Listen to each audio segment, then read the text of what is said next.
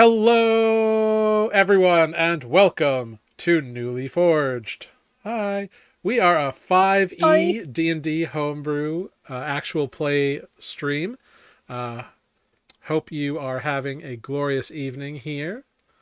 Uh, we we play in the homebrew world of Nuuli, which came out of my head, and these five friends of mine are brave enough to play in that world that came out of my brain. We are down, pardon me, we are down in amber, so Grig will be a bit shadowy and indistinct this evening.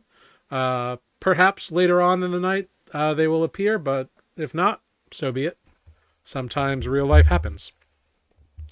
Pardon me. Uh, anyway, let's go around and do some introductions, but first, I'm going to need someone to roll me a d20. Don't all jump at once. Who's got it? Oh, I'll do it. All right, do it.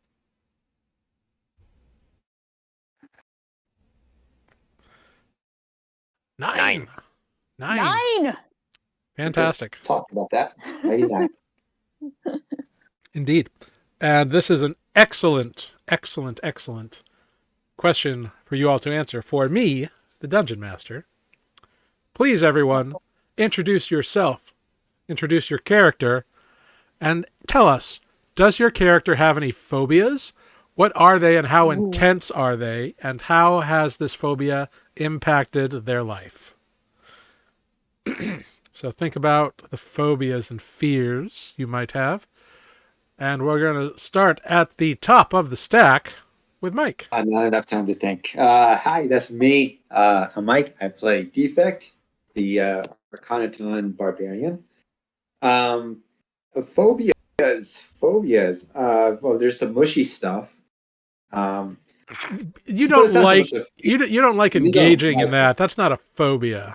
Yeah, it's not a phobia. It's just a dislike, I guess. I have to say maybe initially there is nothing that Defect was afraid of. However, perhaps ever since failing his comeback special back in Winton, perhaps he's starting to develop a fear of performing in front of a crowd. The little performance anxiety. Yeah, a little performance anxiety when he has to do any sort of caged match fights. Fair enough. Moving on down the line, we've got Sarah. Hey, that's me. I'm Sarah, and I play Olive, the half-orc druid. Olive is really uncomfortable in like small places, especially crowded small places. She's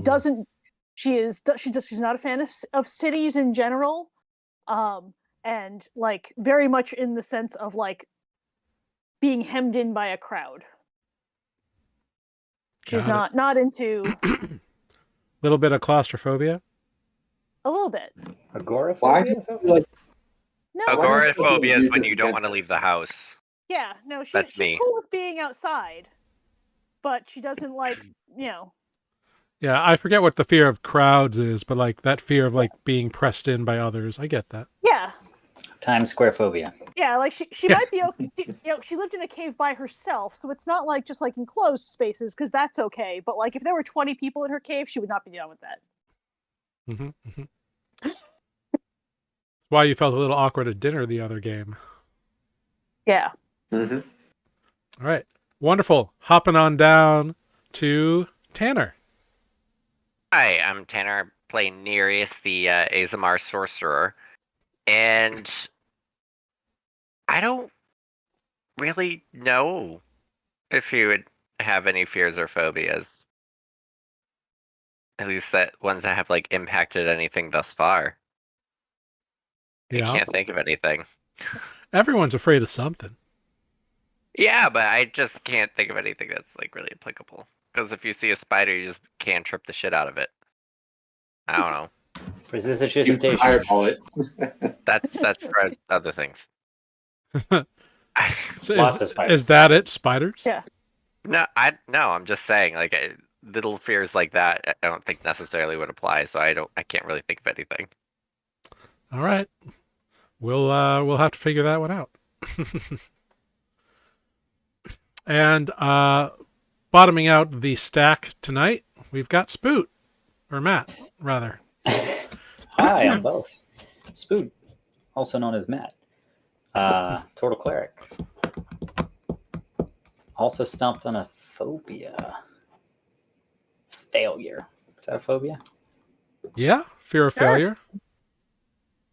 Legit. That might be spooty. All right, cool. We'll go with that. All right. Yeah, fear of failure, that's legit. You know, failing your friends, failing to like keep them alive, failing to find out the answers. I get all that. That's a big encompassing thing. Failure sucks, so I get that. Cool. And I am Jared. I'm your humble dungeon master here on Nuuli Forged. I play everyone and everything else that is not the 5-player characters, and I both fear everything and nothing because I encompass legions. Or whatever that biblical quote is. I don't know. Something akin I don't know, to but that. I think it ends with you jumping off a cliff. I mean, sure. Whatever. As long as everybody else does it too. Fine. I love jumping off cliffs. Well, speaking of jumping off a cliff, let's go right into last time on Nuuli Forged. That's what we call a segue in the biz. Last time on Nuuli Forged, our hero shared a meal in the childhood home of Nereus' parents, Joy and Delilah, where they met the majority of Nereus' siblings. A warm, comfortable, if chaotic meal was shared by all. During cleanup, the eldest sibling, a massive angry Goliath named Ukum, stormed in, claiming that Delilah needed to patch things up with Helna, yet another absent sibling, because she was driving him crazy. A stern talking to from both parents later, Ukum apologized for barging in and left, but not before having a tender moment with Sabin, his younger artistic brother, and an antagonistic altercation with Nereus, which seems to be their dynamic. After dinner, the party decided to head to a local tavern, the Houndstooth, where Nereus told the stories of their defeating a Dracolich and met up with an old friend of his, Corin. The next day, the party most of the party actually went with Raymir to the Compass Point, a local information hub where Raymir happens to work part-time in the afternoons as a very intelligent little 11-year-old human boy. In efforts to gain a little bit more knowledge to help them form their plans.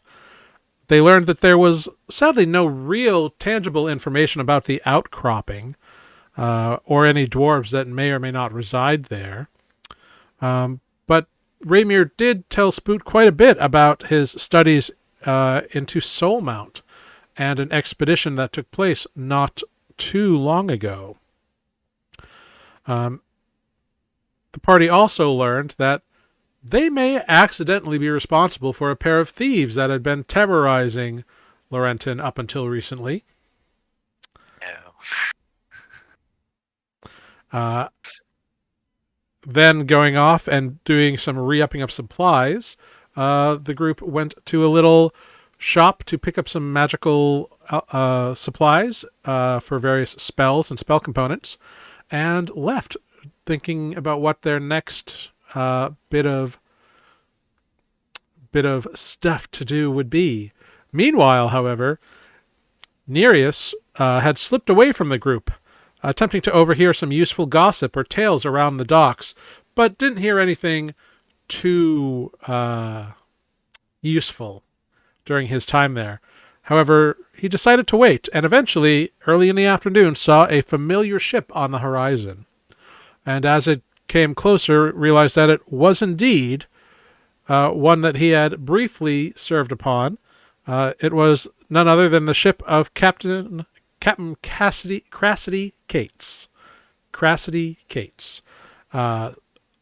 Seeing the old captain walking towards the exit of the docks, Nereus made his way there in an effort to intercept him.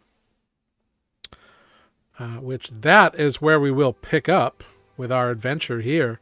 The rain is drizzling, which is not uncommon for Laurenton.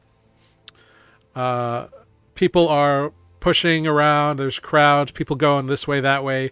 There's hawkers selling whatever fruits, vegetables they have. It is like starting to get into like the heart of harvest season. So there's all kinds of like vegetables and fruits and stuff that are seasonal that are being sold right now. Some from fairly far away because Laurenton is above all else a port town. And some of the things Nereus seem to be fairly rare and potentially pricey, but also given the fact that Laurenton is made up mostly of privateering individuals, that is not unsurprising either. Indeed, as you kind of stake out towards the exit of the docks, you do see the familiar form of Captain Crassity Cates. He is a human man. He's a kind of barrel-chested individual. Not too tall, maybe about 5'8" or so. But definitely walks with a swagger, both of importance and of practicality. It seems he's always trying to clock his surroundings. He's got long brown hair that's kind of gone a bit to gray in patches. He is an older man now. Kind of a trimmed beard with a big mustache. And he's wearing like reds and browns kind of today. But yeah. But he's exiting the docks, and it looks like it would be fairly simple for you if you wanted to go and catch his attention. He does appear as though he is like striding with purpose. That's good, because I stride with purpose too. So I'm going after him. Yeah, you can easily go right up to him and catch him in his path.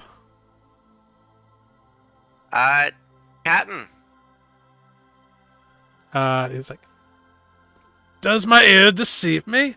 Oh, Nereus!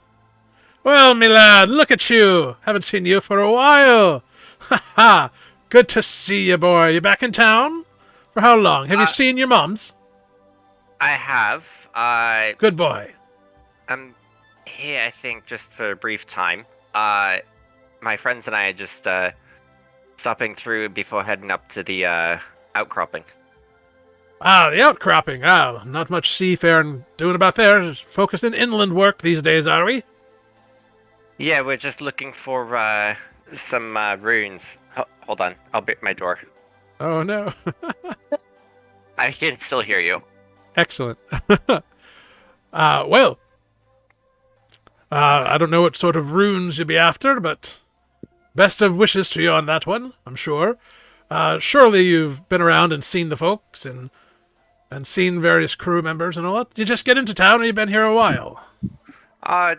Just maybe 24 hours. Ah, not too long then. Excellent.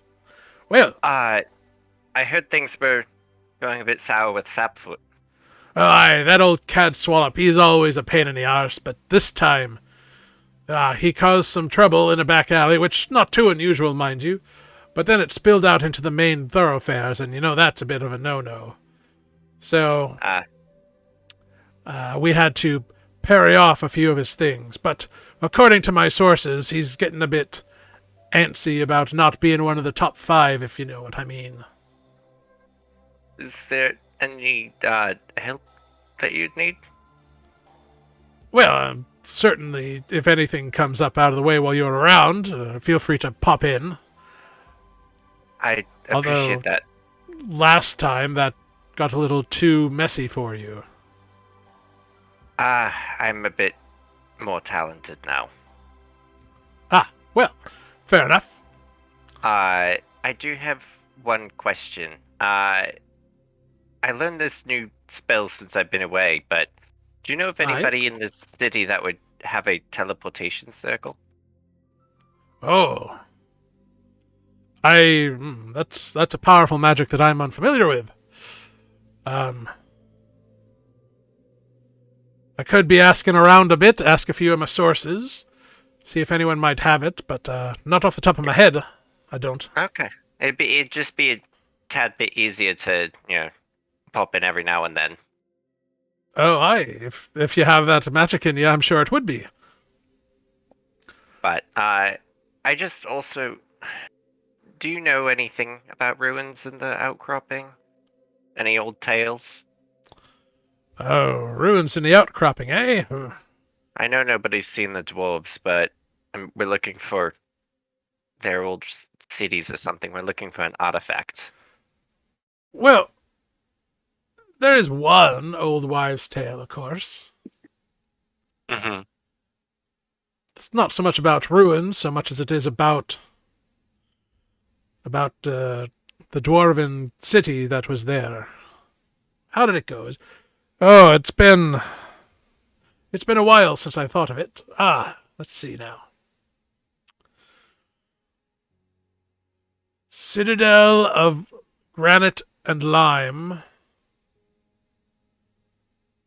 From the sun you hide, in darkness sublime. Look not in the peaks, but near the ground. But not in the peaks, but near the ground.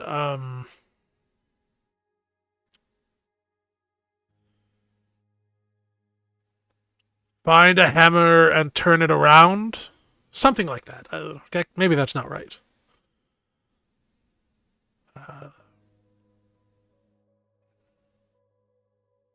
Something along those lines. I think. I don't think I've spoken it aloud in 20 years. I mean, I never really thought I'd be ever looking for dwarven ruins, but here we are. Oh, if you're looking for ruins, from what I hear, if anyone heads out that way, they very rarely come back. So if that's where you're bound, and that's where your course is laid, be quite careful and keep your wits about you, lad. That's why it'd also be nice to have a teleportation circle just in case things go sour. Fair enough. But I know they'll never tell me, but have things been safe around my mom's? I keep an eye on all the barrel as much as I can. But given that one of your younger siblings is Tori's a bit of an apprentice cabin boy at the moment, trying to straighten him out a bit for your mum. But yeah, I keep an eye on them. They've had no real troubles. I keep less of an eye on Ukum. Given that he has taken up the mercenary lifestyle, it's no longer my place to watch him, I feel. Uka makes his own problems. That he does, but he still treats the barrel as home, and as long as that's the case. Fair enough. Anyway, I think I just want to say hi and catch you. I'm gonna head back to my parents and meet my friends there. Oh, aye. But if you need anything, just reach out. Oh, of course. And if you be needing anything, let me know. I'll try and ask about this teleportation circle. I'd appreciate it. Of course. I'll take out like a little piece of paper and just kind of sketch what it should look like. Just like a rough idea. Yeah, he takes it like, I'll ask a few of my more magically inclined folks about it and see what I might come up with. I'd appreciate it. Anyway, I'll be seeing you. Yes, absolutely. Glad you're doing well, lad. You as well. And I'll head off towards home. Cool. Nereus, as you leave, just go ahead, make an insight check for me. Oh, I'm so good at those. You have advantage because you know him pretty well. Oh, okay. I thought this was something else. Nope. Oh, 17. Excellent. He's not he's not like hiding anything from you. He's being very honest with you. But you can tell that while he is happy to see you, he's also anxious to get wherever he is going. And when you said you were going to head home now, his eye twitched a little bit as though he was like recalculating what he was going to do. Hmm. All right, I'll start heading home, and then when he starts or stops looking my way, I'll kind of tail him. Okay. Yeah. So he like you see you kind of duck around a corner and wait for a moment, and he kind of waits for a minute and like looks as to be like inspecting a local vegetable stand or something. And once he's confident that you are out of the way, he immediately starts walking in the direction that you would normally go home to, but you've ducked down a side alley. And you see him kind of just breeze past, walking around. And you follow him for a good ways. Just give me a stealth check over all this time. Oh, we're gonna re-roll that one. Spend that sorcery point. Yeah. That's a little better. Yeah, with a natural 20 for a 22. Slightly better. You are blending into crowds, dipping around corners, hawking behind stalls or groups whenever he like turns to double check. He has no idea you're there. I'm unbiddable. Yeah, you see him kind of go down a couple side streets and back streets, specifically to avoid walking in front of your house, your parents' home. And you realize that like he could have shaved like a good 10 minutes off of his trip if he had just walked in front of your house. And where you end up is yet another familiar location to you.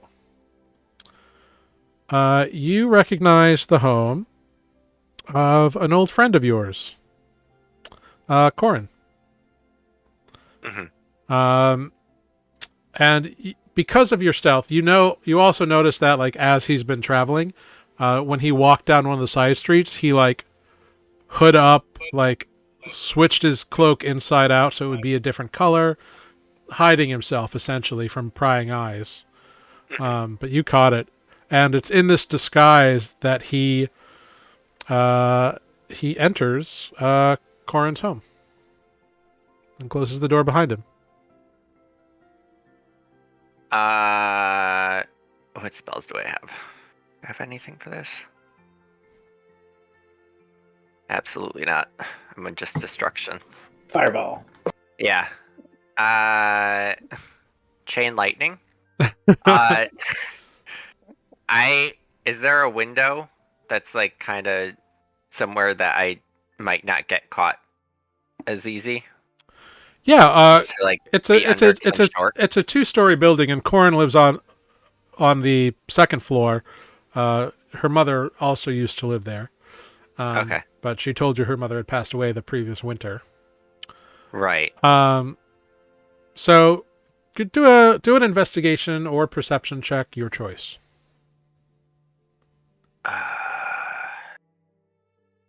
Investigation. Yeah. No, we're gonna re-roll a 1. Not doing anything else with my sorcery points. Using all of your sorcery points to spy on your captain. Yes. A 9. Cool. It wasn't that hard.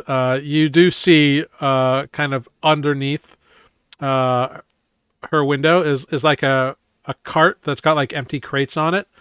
The cart itself is like the wheels are chalked as though someone is like leaving it there because they're going to come back for it in a bit. But But like if you climb up on the back of the cart and climb on top of the boxes, maybe put one on top of the other, you should be able to like peek in the window. I don't want to peek. I just want to like kind of be below it so I can hear. I'm not looking to see. Yeah, definitely doable. So you do that. You clamber on up there. Go ahead, give me a perception check as you are trying to hear through a stone and timber building and a window that is closed to the rain. Nice, be nice to me. Jesus Christ! Now we're gonna reroll that too. I want to see what's happening. Not a good night. It's not. I got one natural 20 and now I'm done. 13. Cool. You can hear two voices muttering. You can tell that one is probably the captain and one is probably Corinne. Mm-hmm.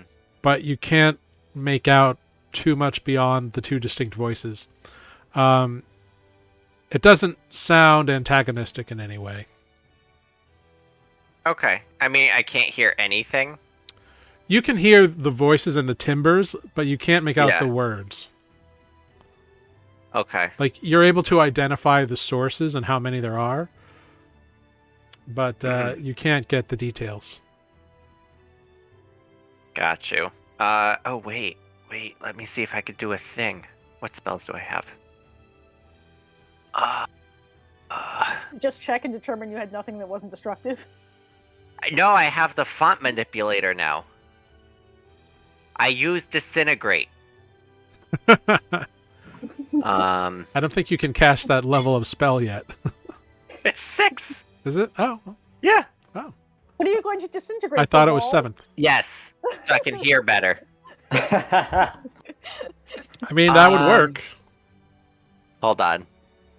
I have to learn my entire spell. Available spell. Although if you disintegrate the wall, their conversation may shift slightly. There may be some consequences. Slightly. You have to yell, "Oh yeah," when it comes down. God damn, I don't have like. Oh wait, I do have it. It's the stealthiest of spells. I use font manipulator and I class clairvoyance. Ooh, okay. Ooh. Good. And it creates an invisible sensor. Here, hold on. Wait, can I? Wait, does that bypass the need for a whatever I'm looking for component? A focus worth at least 100 GP. My Bloodwell vial is more than that. Wow, that's cool. Yeah, his Bloodwell vial is more costly than 100 GP. So I do that. Okay. And because I feel I'd probably be familiar with her house. Absolutely. That's a 3rd level slot. Yeah. So you conjure it in the location. Mm-hmm. And you get to choose sight or sound. Sound. Okay. I'm gonna hear things I don't want to hear, aren't I? You conjure it, and you immediately come into a conversation that seems to be them catching up with each other. Mm-hmm. You hear Corin talking about, a few people have been sick or broken legs, but she's been taking care of that. She talks briefly about, and Nereus is back in town. I saw him last night with a few of his friends. They're interesting. He says that he also saw Nereus on his way here, actually. And then asked if she had told him or you about them. And she denies doing so. I don't know if he's quite ready to understand that. I'm not sure I am really understanding it yet either. To which the captain laughs and says, "That's fair. It's hard when a relationship changes, and I understand that. And we did agree to keep it quiet. I love this. Worth the sorcery points. Yeah. So she talks about, or there's a general consensus, and whatever arrangement that they have made, they both very quickly agree that keeping it between the two of them for the time being was the right choice. Mm-hmm. He tells her about his quick trip to sea, as much as he is willing to, it sounds like. No big storms, and they met up with someone a little north out of Laurenton who gave him some information, and he'll have a new shipment to pick up in about a week, and a location for where that shipment will be. Mm-hmm. To Does it sound like a sketchy shipment? He doesn't seem to imply that it is such. And when Corinne responds, she actually sounds very approving of whatever it is he's picking up. Okay. There's a little bit more chit chat, but then the spell ends after about 10 minutes. Okay. Well, since that seems benign and cute, I'm going to get a bit more ways. I'm gonna get a bit more ways away from the house. Try to be quiet and stuff, and then head home. All right, yeah. You easily return home without issue. Meanwhile, back outside of the little magical shop here, we have the rest of you outside the studied facet in Dispatch Row. What would you all like to do next? You have just loaded up on some spell components, found a little bit of information about a couple of different things. Is there a park around? Make a quick perception check. Or a Let's zoo. talk to some animals, huh? Not necessarily animals. I was actually thinking about meeting the trees. Oh, 13. Botanical garden. So with a 13, looking around, Dispatch Row seems to be most like most of Laurenton. It's like a very condensed city, and it's like back alleys meeting main streets, and like that's kind of the design. Very haphazard and no real plan to it. So therefore, like the idea of like planning for parks didn't really occur here. But there are a few.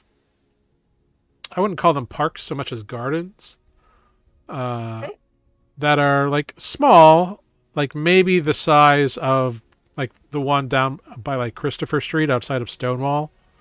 For a reference New point. York calls a park For anything with a tree. yeah, there's literally like 4 trees in that thing. But like That's enough. yeah, there's one of those. None of the trees are particularly massive, but the trees are there. Olive would like to go and make the acquaintance of some trees. Yeah, you go up. Are you talking to the trees or casting anything, or are you just like investigating them? I'm just investigating them. I'm looking for one large enough to walk through. Yeah, make a nature check. You know. Yeah. Did it go through? I don't think it did. Okay. Why do you not like me at the moment? There it goes. 20. Oh, good. Now they all go through. Okay. Well, we'll take the first one. So One yeah. for every tree. First one was a dirty 20. Yeah. You definitely find like 3 trees here. You aren't sure if any of them are actually big enough to walk through. But like you might be able to walk through one, but it would probably kill the tree. nice. We don't want to do that. All right. Yeah, these weren't like large elms or anything. These were fairly skinny pine trees, given the high wind and water amount that seems to happen in this area. Fair. All right. Well, as we walk back, I'm just going to keep our eyes open for any other little pocket parks that might have a large tree in them.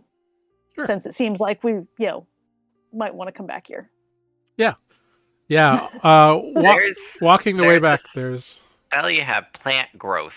I don't know. Would that make the tree bigger? Yes. I know But, I've used it to grow things before, but I don't know. You make the tree bigger and not kill it when you walk through it. It'll How make long does that last? I think it makes it bigger. But I'm not Permanently? sure. I mean, I know. it's plant you growth. It's not like.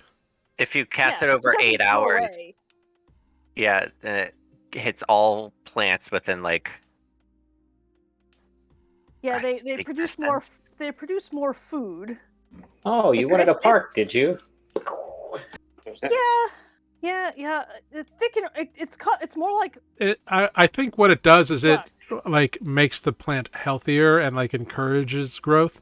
That doesn't mean it's Yeah. going to like grow the equivalent of like It's- 10 years in. it's not like casting. casting enlarge on a plant. Yeah. I just didn't know if Have you like tr- if you focused it on one plant, if it could do No. anything. Okay. Yeah. I mean, it could do something, but not anything useful for transport. Okay. I used it when I fed all of Southbrook for a year. Oh, okay, that's cute. It's true. I cast it on my side quest. Yeah. That Olive still hasn't told any of you about yet because you haven't asked. That's true. Yeah. Thing. But so walking through Laurenton, it's more or less most of the same. The few trees that are kind of like within the city are all like at most about 2 feet around.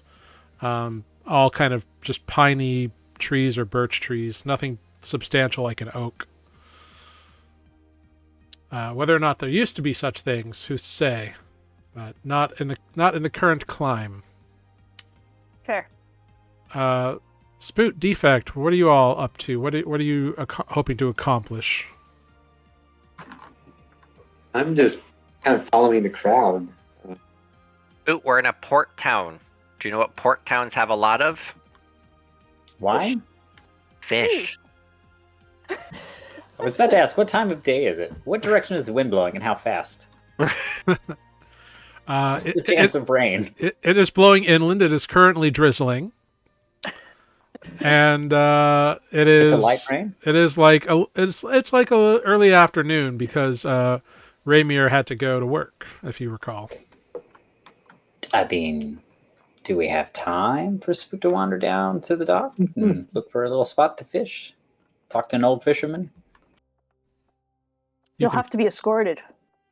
Or if you buy fish at the fish market. That's true. We do like a fish market.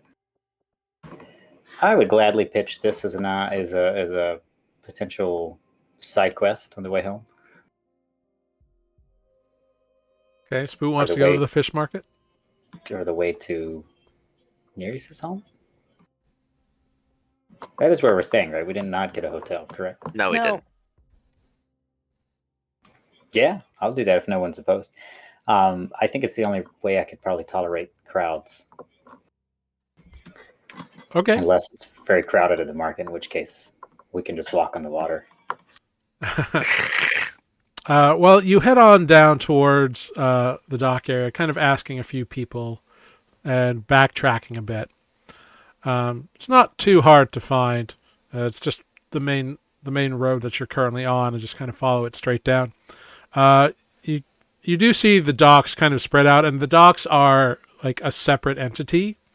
Like there's a wall around the docks and the various buildings and warehouses down that way, and it seems like there's only one egress and entry point.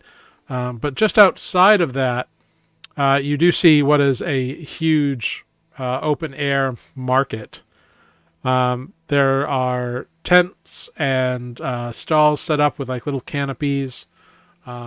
and it looks like people are selling all kinds of fruits, vegetables, fresh produce, and there's a large area that seems to be for like livestock or butchers and a few, many more fishmongers.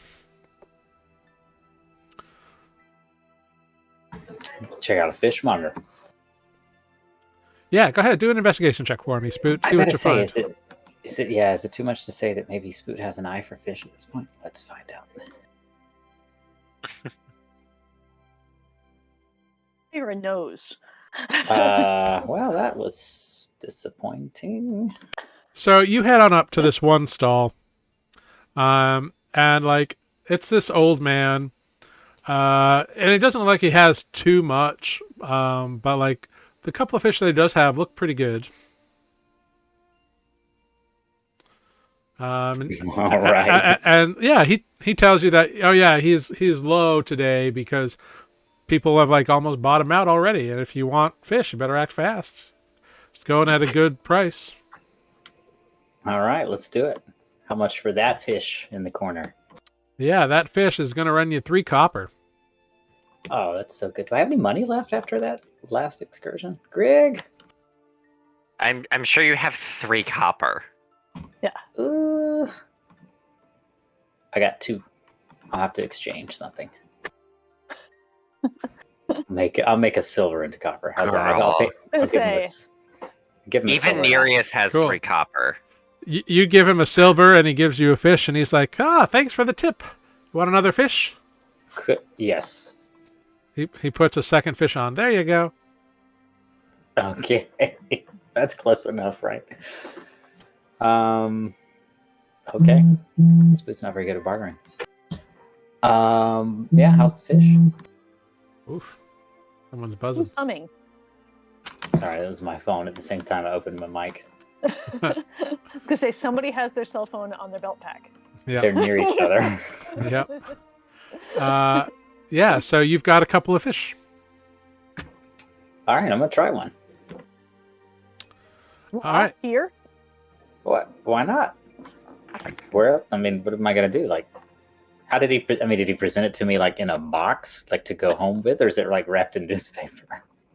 It's not wrapped in anything. It's just 2 fish. 2 fish. I got 2 hands. I got 1 mouth. I eat the fish All right. Scales as and all? we're walking around. It's a turtle. Yeah. He is able to chomp through him. Yeah. Okay. I've done it before, right? Is this like strange and disgusting Yeah. to the party? And like they've been gutted, so like they've been cleaned, so it's just There you go. fish. Fish flesh. My favorite fish. kind. Yeah. So you eat them as you're walking around. I'll eat one and I'll save the other one and see if somebody wants to cook it later tonight. Might offer it to Nereus' mom. Yeah. Cool. So you walk around for a bit, kind of checking out the other stalls. Defect, how are you feeling in this environment here? Fine. So one went to find a tree, one went to find a fish. Would that leave me alone right now? I mean, you could have no. followed one of us. Yeah. Wait, did we split up? You tell me. Or did we split up, or did we all like follow each other? That's up to I you. thought- mini I quest. thought I was looking for trees as I was following you to wherever you were going. Oh yeah, I assumed Okay. that the Yeah, like we went park to the was park. like a detour. Yeah, we went to the park and went, oh, these are all too small. All right, well, we'll keep walking and I'll keep looking. Gotcha. I wasn't sure. I thought maybe we just all went different directions. Yeah. Peace out, I'm going looking for the park. Yeah. I Very went a easy. different direction. Yeah, Yeah. I know you did. Nereus ditched us all so we could listen at windows. But I think the rest of us are still together. And I assume we still have Grig with us. Yep, Greg is tagging along. Great. So yeah, I'm tagging along as well. Yes, keeping an eye out for anything of interest. All right, make a perception check.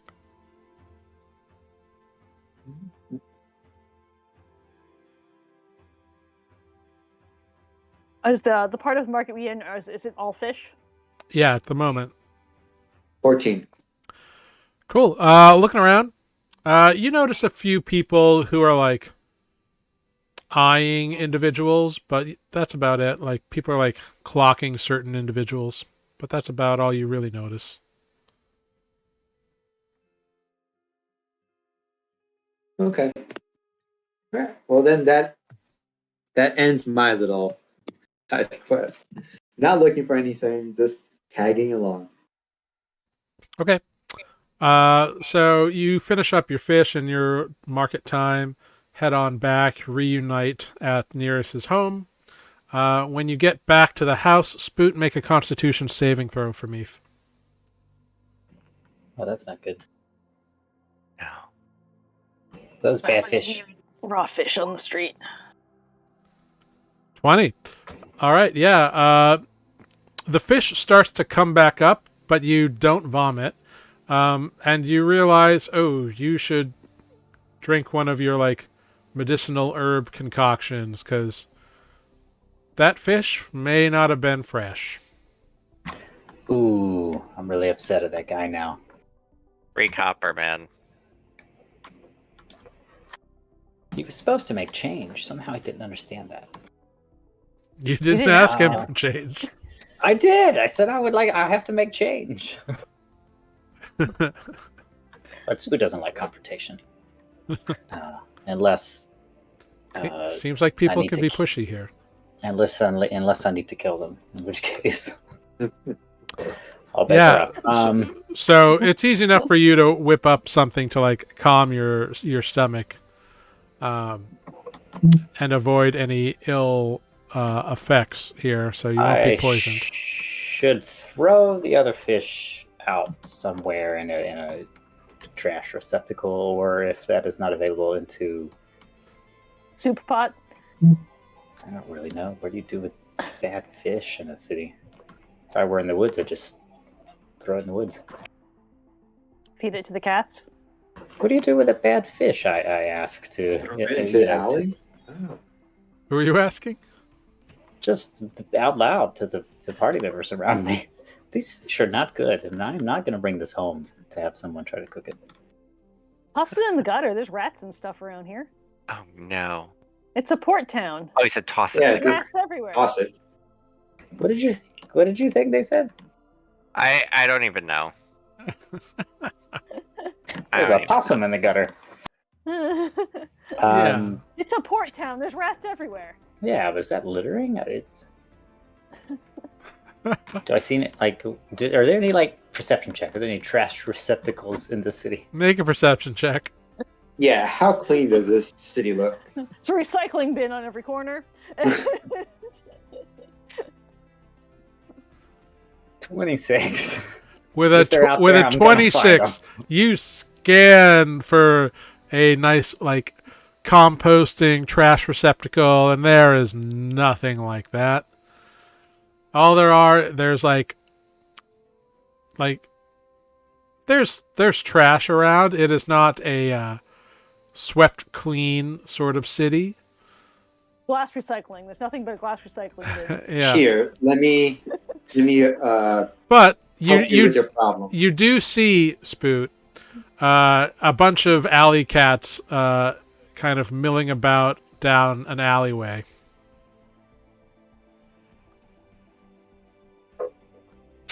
Nothing to do. I guess I'll have to keep this fish until I find. I'm just kidding. I'll throw it to the cats.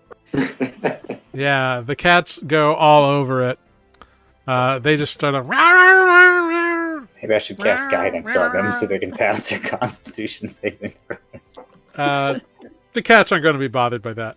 They're cats. They eat trash. Yeah, they tear into it pretty easily. And you do see a nice little well, not a nice little, but like an open box that has like a little glass bottle kind of on its side, like it was knocked over by the cats at some point. Is this something of interest? Should I pick it up? look at it? You tell me. Sure. Glass recycling bin. You pick out this bottle, and it's like a nice bottle, and it's got like this kind of bluish green liquid in it. And the bottle just says, "Got it tonic. Drink it while you got it." Oh God. I suppose maybe when we get back, I'll borrow that pearl from Greg and identify this thing. Sure. But you can add "Got it tonic" into your inventory if you want. Tonic. Is this a brand Alright. that we've seen before? I'll No. ask Nereus if this is common. Have you heard of this Got It tonic? I've got it right now in my inventory. What does it smell like? I haven't opened it. I don't know. Yeah. It is investigate. sealed, like it's not like somebody's tampered with it as far as you can tell. It's got a little wax like around the rim or the cork, whatever. All I'm thinking is of blue carousel drinks now, and like inside cringing.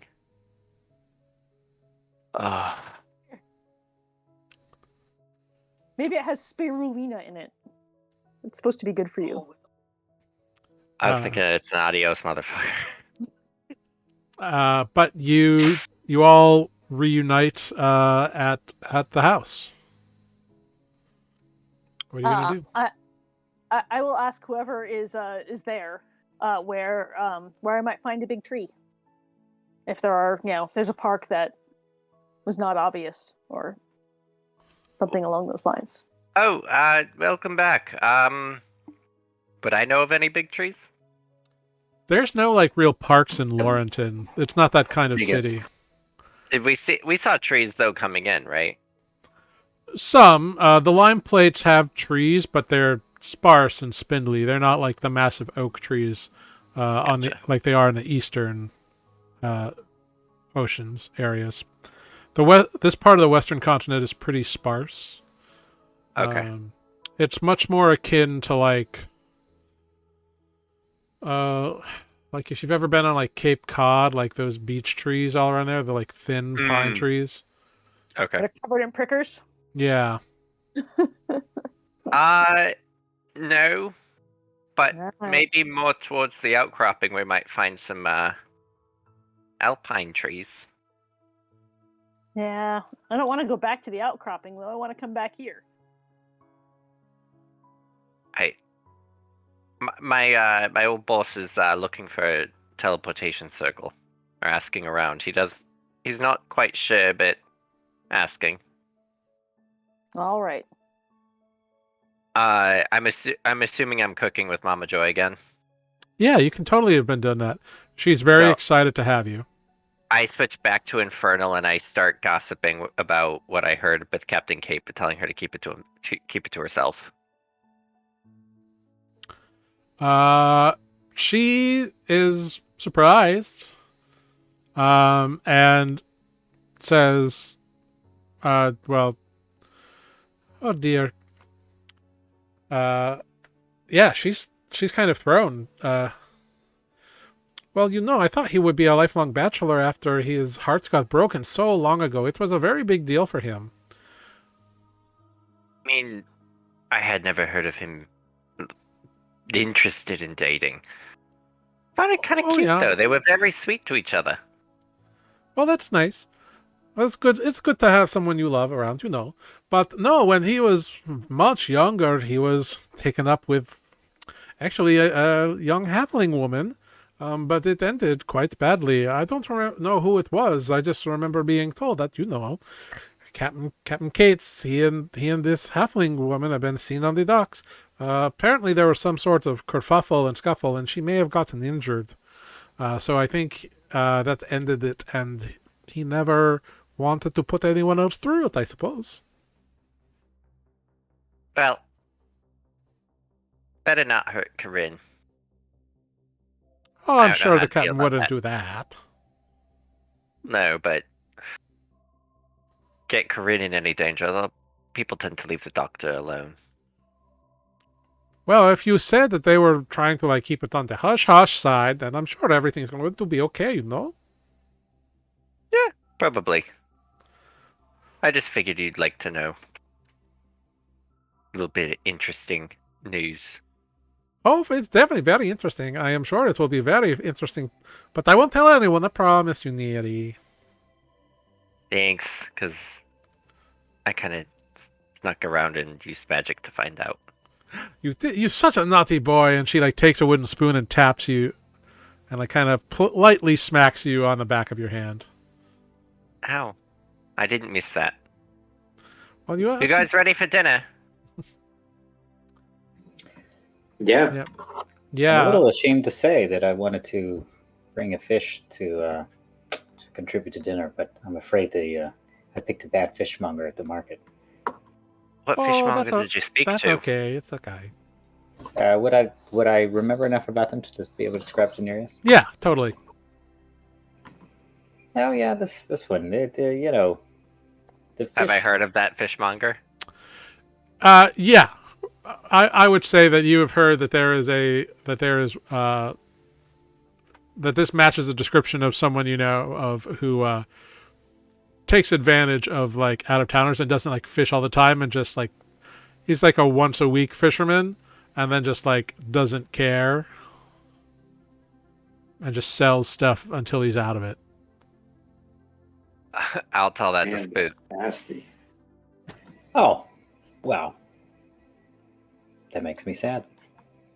But at least some alley cats got a meal tonight. Well, that's sweet. I mean, if you generally ask around, people can point you to a good fish salesman. I don't like to talk to people. I don't either. That's true. That's a good point. We'll try that tomorrow. I mean, it beats getting sick. That's true. It was this close today. Ugh. Well, was dinner? this dinner won't make you sick. Yeah. What is dinner? Tonight's dinner is fun little squid and octopus kind of salad. And there's squid in the salad, and then reverse that. There's octopus like in the salad, and then there's squid that have been stuffed with like some kind of, it's not cream cheese, but it's some sort of like filling that's like got a creamy texture to it, but also a very pungent, aggressive flavor that complements it pretty well.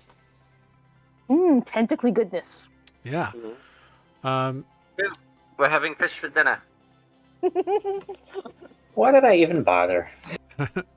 They do live in a port town, so fish is often dinner. Delightful. Yep. Yeah. So you all, it is another lively, family-filled meal here at Joy and Delilah's. There's chaos and whatever. Turi has received a message that he is to report to the captain tomorrow morning for his apprenticeship. And Is that like an unpaid internship? very, very much so. Like you've talked to your mom enough. Lots of exposure. Yeah, you've talked to your mom enough to know that it's less about him like learning how to be on a ship and more about him having a structured, disciplined environment where he learns to behave better. Well, I was just commenting on the apprenticeship. Yeah. It's like super unpaid internship. Very much so. You're paying the employer.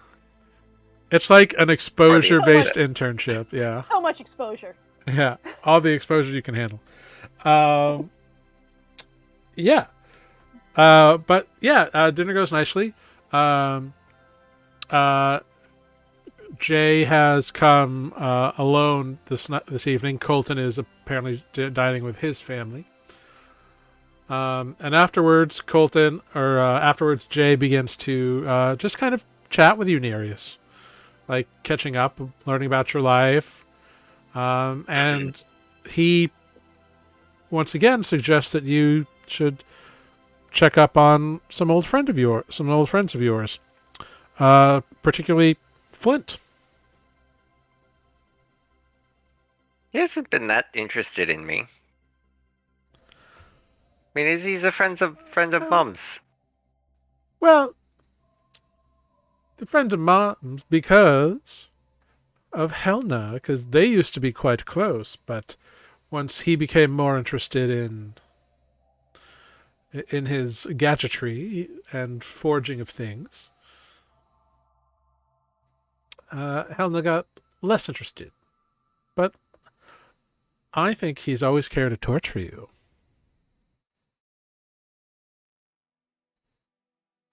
Oh? Yeah, I mean, to be fair, he's often on fire, so, Well, that's fair. I just want you to be happy, Nia. And I can tell you that I think you could do much worse than old Mr. Provost himself. I mean, sure. I don't know how long I'm in town, and we have a bunch of stuff we got to do. We have to find these. Who says it has to be artifacts. forever, Nia? One good night's all you need.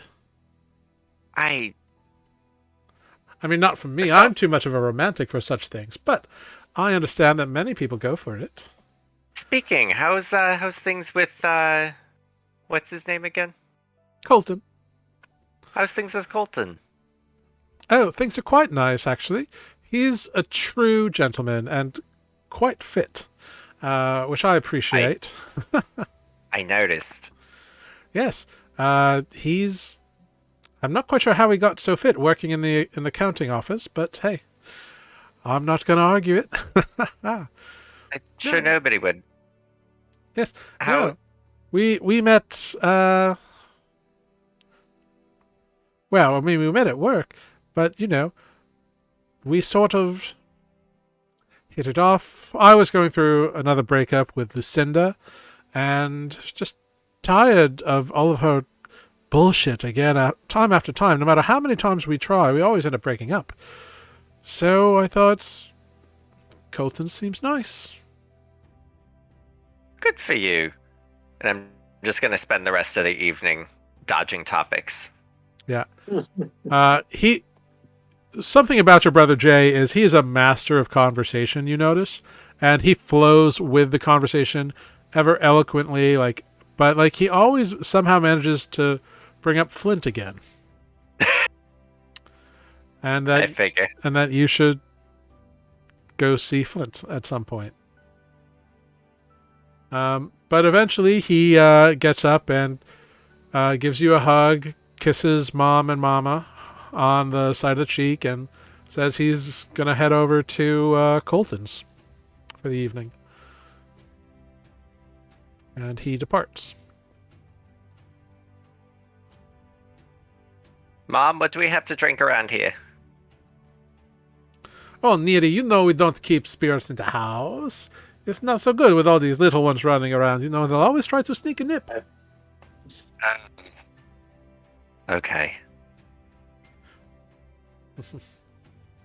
Well, I'm fairly burnt out now.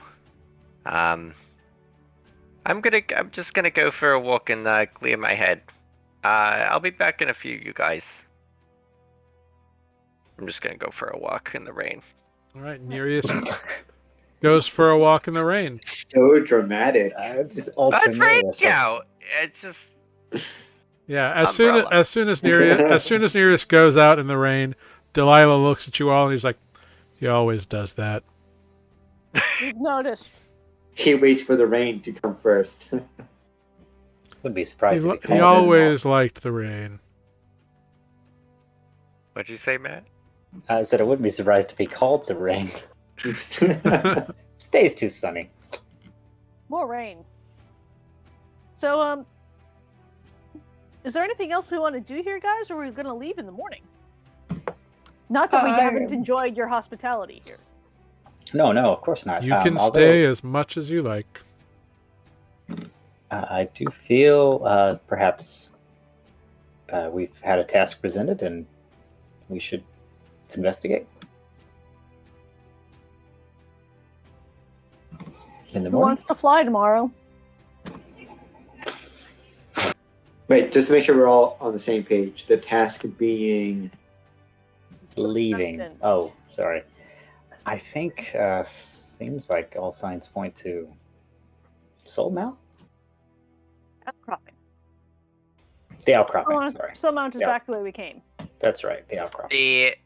I remember you Olive rolled and was able to remember a tree by Soul Mount, or like close-ish. So I'm sure we can Well, find out. it was a tree close to Southbrook. South Broke. Okay, I mean Which that'll is- get us a fair which is- distance yeah. back. Halfway to If- Soul Mount from here, but not super close. I mean, it would still be faster, and I'm sure we can find an alpine tree somewhere around the mountains.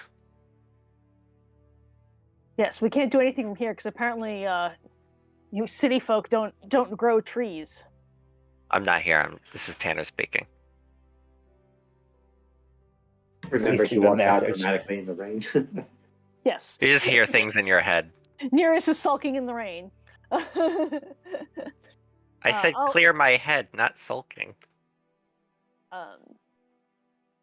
But Olive will just say that in general, we could, once we get out of town, but it doesn't look like they have any trees around here. I don't know how people can live without trees, but apparently they do. I do miss a bit of the open wild. Well, assuming that Nereus is okay with this plan when he returns. Okay. I'm all for that. All right. You all talk about leaving in the morning. Nereus, as you're walking through the rain, what are you up to? Since it is storming, I would like to use that whatchamacallit, the feet. Want to use your feet to walk around the rain? Yes. No, the You ear of the storm. You mean to cast water walking before you go? All right. I didn't- Go I for can it. swim. I unprepared that when we left the That's swamp. a charisma check, right? I believe so. Yes.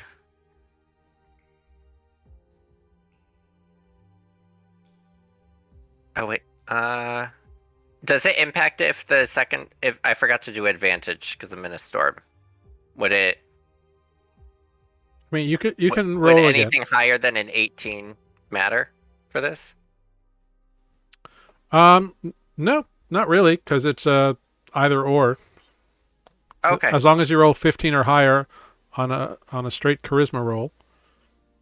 Okay. I wasn't sure if that it was like any other roll where it affects the outcome. Not in this case. Okay. And I just want to ask, do you know the location of the dwarven ruins and outcropping? Don't know if there's anything you might know, but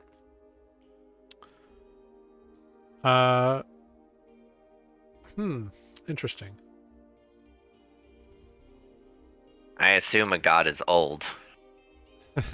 Yeah. Well, it's a celestial entity, not quite a god. But Okay. I assume a celestial entity is fairly old. Yes. And this one is for friendly to you. And you hear in kind of a rumbling sort of a voice. Long ago, the Outcropping was an amusing place to go. All sorts of challenge and competition to be bested there. Now, not so much. Haven't been there in a long time. Ruins? Nah. Inks for nothing. Thanks, Dad. I'll head back home. Yeah. All right, cool. All right, you all cozy up for the night, get a long rest in without any problem. Yay, rest. Awaken the next day. By the time you awaken, and everybody has like a bit of breakfast and a little porridge and whatnot. Breakfast is always simple but hearty here. Your mama informs you that Turi was off before dawn because he had to report. So your sister took him down to the docks early on. But most everyone else is still here having breakfast, and you all finish up.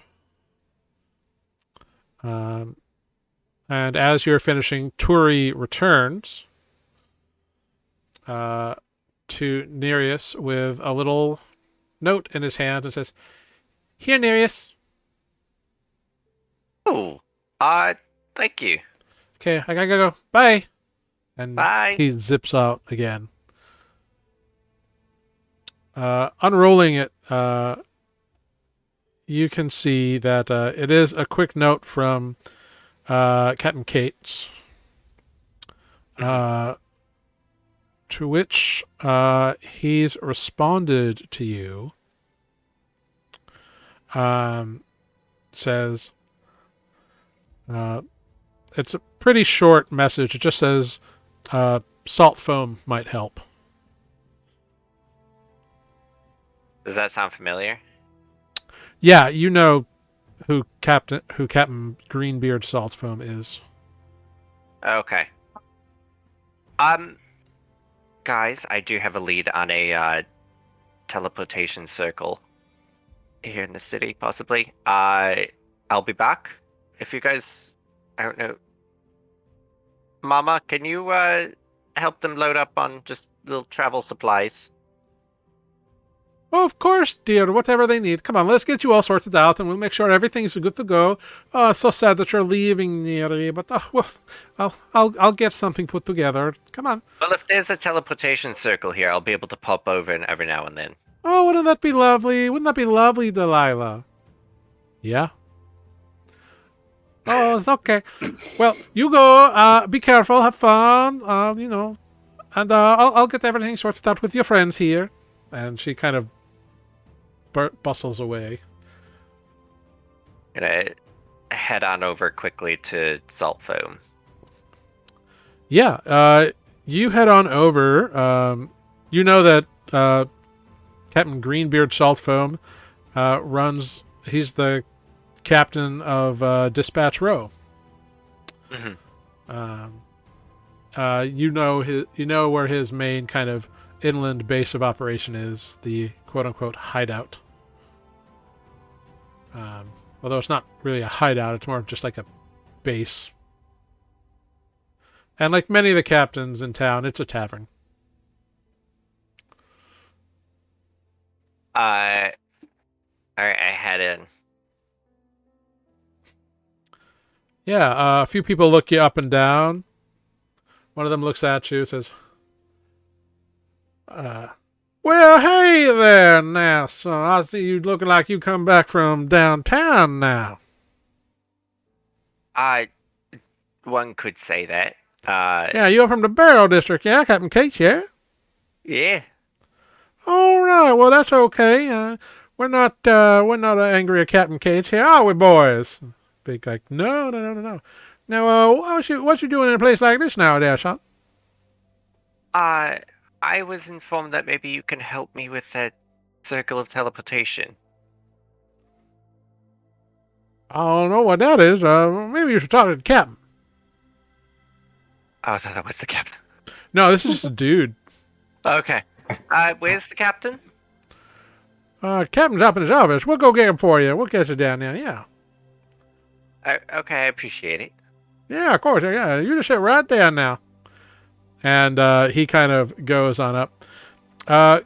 Not too long after, you are. He comes back and like brings you up there, and the captain will see you.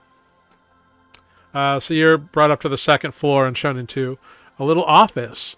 Across the way, you see an individual with kind of a green-blue skin, kind of the color of like seafoam, essentially. Color of that potion? No. Okay. So it's kind of like greeny blue skin, green like seafoam hair, bushy beard, kind of pointed ears, and a big old sash and a big hat that's kind of like kiltered off. You recognize this Water Ganassi male as Captain Greenbeard Saltfoam. Good morning, Captain. Well, now, if it ain't Nereus from old Captain Kate's crew. Look at you, boy. Word is, Captain Cates has sent me this message asking for a bit of a favor for you now.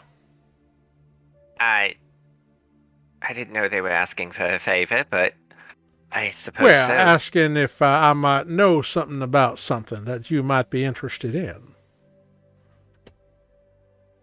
Yes, circle of teleportation. Well, it might be that I have a lean on one in town, if you'll forgive the expression. But the question is, of course, what are you willing to give for access to such a location? Well, my friends and I have been traveling quite a bit and running into quite a fortune in old ruins. Are you offering me a ruin, boy? No, what I drag out of the ruins. Ah, well, now you're speaking a language I'm much more keen in hearing. We actually have a lead and we're headed up to the Outcropping. Because there might be some old dwarven ruins. So they have something valuable there. But you have nothing valuable to offer me for it now. You are asking for credit? More or less. I've always followed through on my word. Well, be that as it may, I am not one to apply credit. Now, if you had something of real value in exchange for access to a certain location I happen to know, then sure, we could do some business. But until that time, well, you'll be secure in the knowledge that when you have something of value, old Captain Saltfoam here will be able to give you what you want. Okay. I mean, as long as I can work with that, as long as I know that there is one that I could possibly get access to. I can see what I can find in the ruins. Of course. Well, I wish you the best of luck then. You be careful up there now. Ain't nobody ever come back from up that way as far as I know. Many people aren't as capable as I've become. I do like the confidence in you, Nereus. Yes, I do. Alright, well, I'll be seeing you. I'll bring you back something shiny. See that you do now, boy. See that you do. Good luck, and may the tides be ever on your favor. You as well. Goodbye now. Goodbye. I'll head back to the house. Yep. Yeah, Nereus shows up about an hour later. Was that useful? So there is a circle of teleportation that he has access to. I just have to get him something valuable in exchange. And we're headed to ruins, so shouldn't be too hard. What is he interested in? Gold, jewels, that kind of Anything piratey with thing? monetary value. Do I'll you have to think he run really that. has a circle, You're- or does he just want stuff? He doesn't get the items if he doesn't have the circle. Okay, but how do we get them back here without the circle? We'll find a way.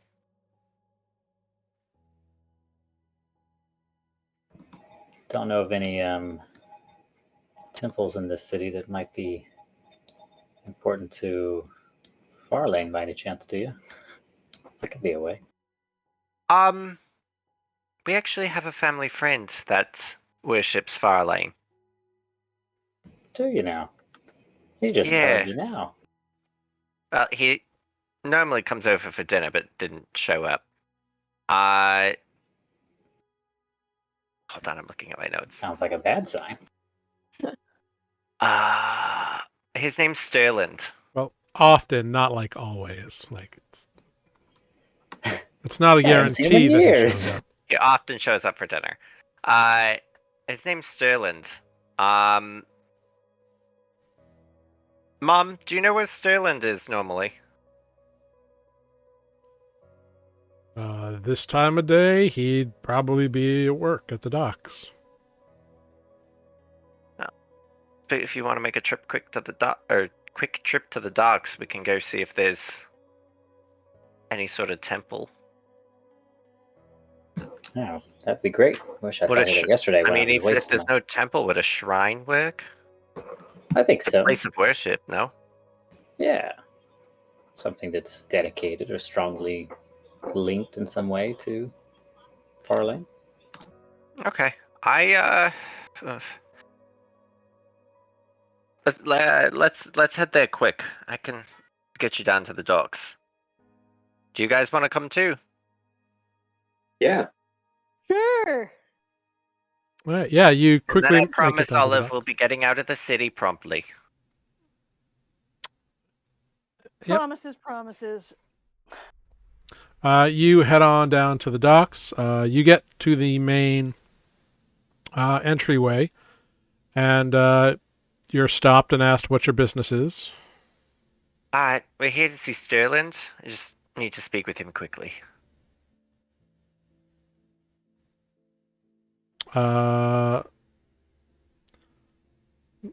They look at what is the equivalent of a clipboard. It's like a Bonfolio. And looking at it, they kind of have a brief conversation. Say, all right, 5 of you? Yeah. All right. You are assigned a 3-person escort to Warehouse 3. Ah, some serious business. Mm-hmm. Yep. And these are like big, tough individuals. Like there's 2 hulking men and 1 like very brawny woman who all have like heavy plated cudgels with them. Not in an aggressive way, just like on their waist, like in a like hanging from their waist. Friendly way. Well, like the cudgels aren't out and in their hand, is what I'm saying. Okay. But they are decidedly armed with them. But they show you and guide you to Warehouse 3, and they call the like manager of the warehouse over, who's this like frumpy little goblin woman who's got like a bunch of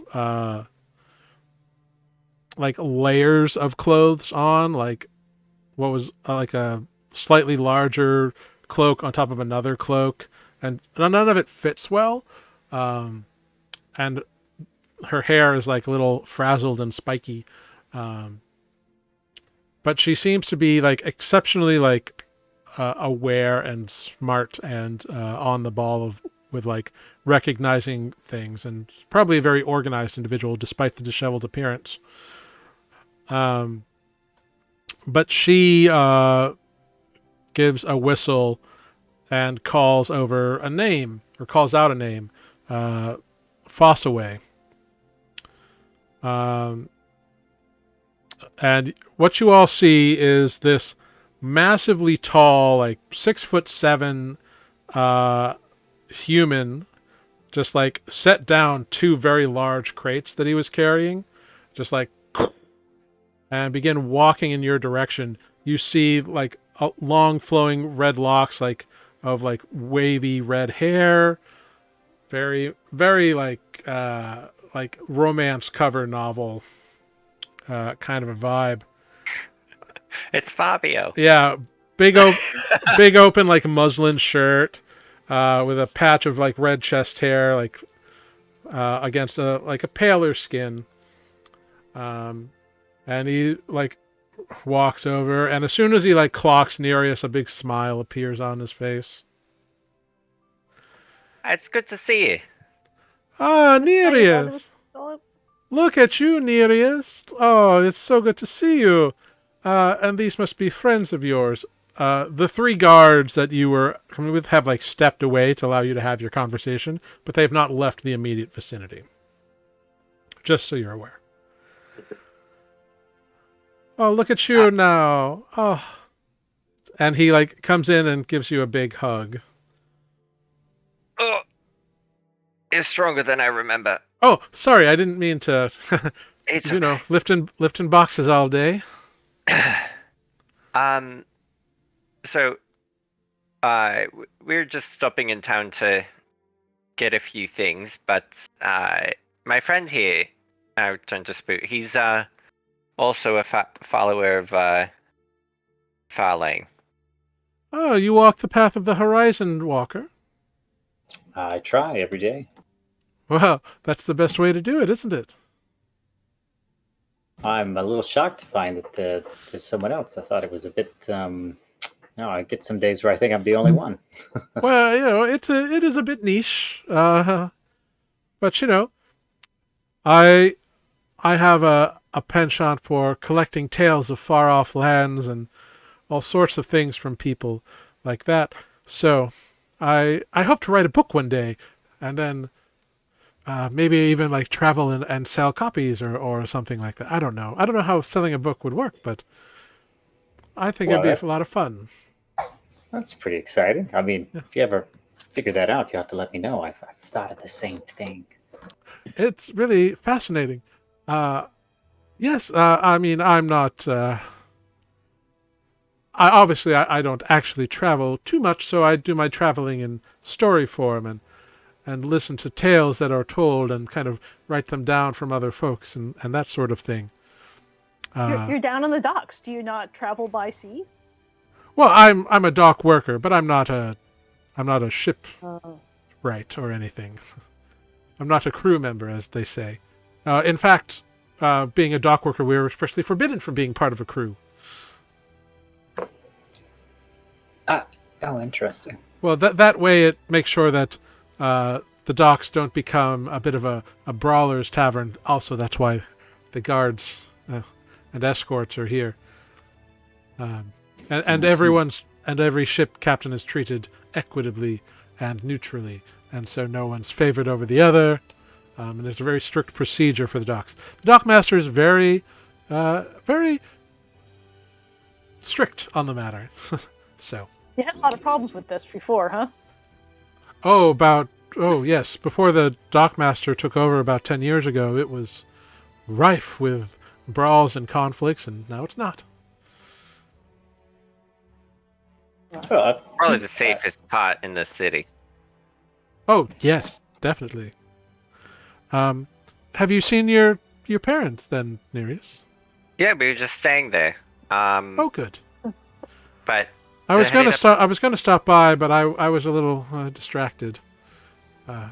My nephew's been in town, so. no worries. But no, my friend Spoot here, he's looking for a temple or a shrine maybe to Farlane. Oh Didn't know well, if if there's. you knew of one. I mean, I've never heard of a temple to the Horizon Walker, but I do go for a stroll out on the bluff over there. There's a little shrine that I've set up. It's where I first started listening to the stories, actually. But yeah, it's just on the bluff over there, just outside the gates on the east side of the city. Well, it's pretty incredible. Great. Would you be opposed if I were to visit it and That's what it's for. spend some time there? I'd be more than happy the next time I'm in town to share some of our adventures with you. Oh, of course. Well, that's I pretty I fun. would be happy to.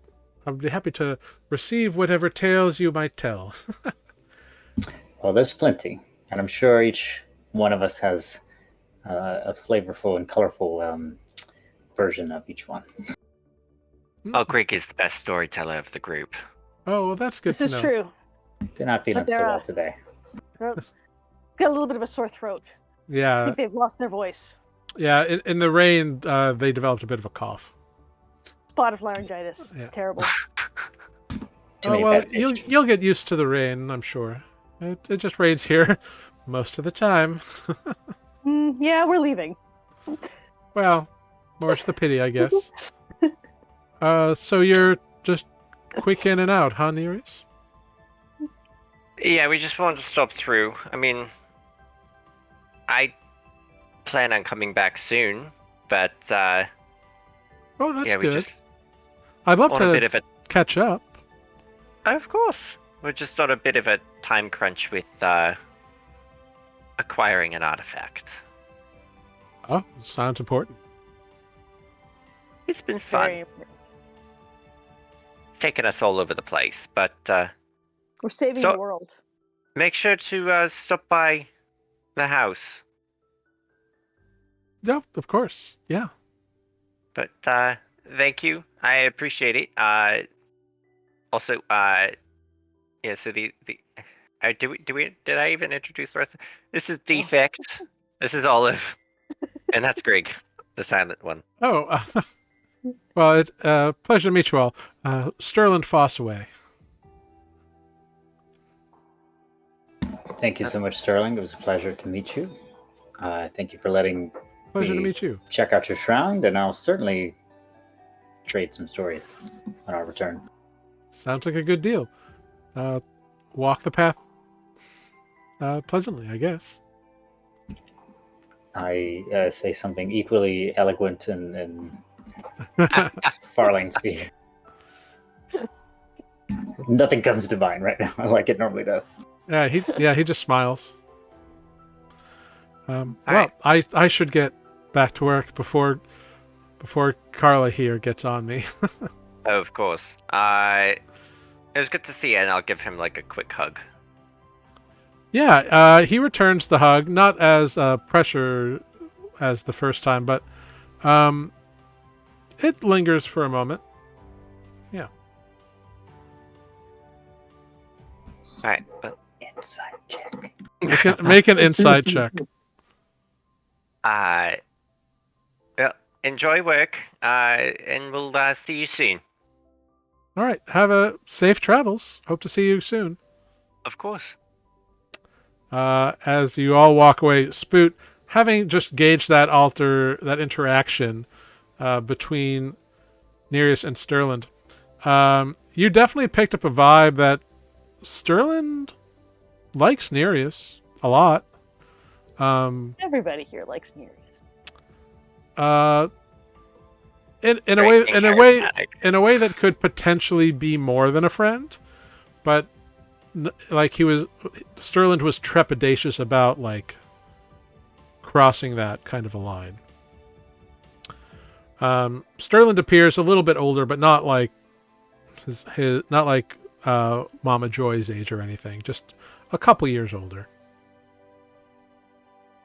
Perhaps on are we headed to the bluff next? Is that the idea? Yeah. That way you can do a tune to the shrine. Like, I don't know how this spell works. Just cast a spell. Basically, it fails if the shrine is or the area is not linked. It's Oh, okay. Really enough. Yeah. I might just like gently inquire to Nereus, like, oh, if Sterling seems like a really nice friend. If you know them a long time. Oh yeah, him and Delilah. He helps with Delilah's shipments, going in and out of port, supplies. Generally, with pretty often's over for dinner. At least when I was at the house. Oh, so he's not just like a business acquaintance, like a friend. Both business and like family friend. Oh, that's nice. Yeah. He's always a good person. Probably really happy to see you again. It seems everybody's really happy to see me again. Oh yeah, well, I understand that entirely. Yeah. They just, I think it really made their day that you came to visit them. But, well, I hope so. I guess. I don't know what to say to that. Spoot has ventured into awkward territory and so clams up. Oh, see, This is why Spook doesn't like to talk to people. a lot of things go right over Nereus' head. It's Spoot's too, probably. Shall we? I don't know, Spook's you're not more very direct. insightful than I am. Yeah, we're already headed to the bluff. Yeah, you guys on are the making way. your way towards the kind of like northeastern entrance, which is a much smaller entrance. It's not the main one you came in through the south wall. So it's a smaller kind of single entry port here. Big enough for like one cart at a time kind of deal. But you're walking that way. Everybody go ahead, give me a perception check.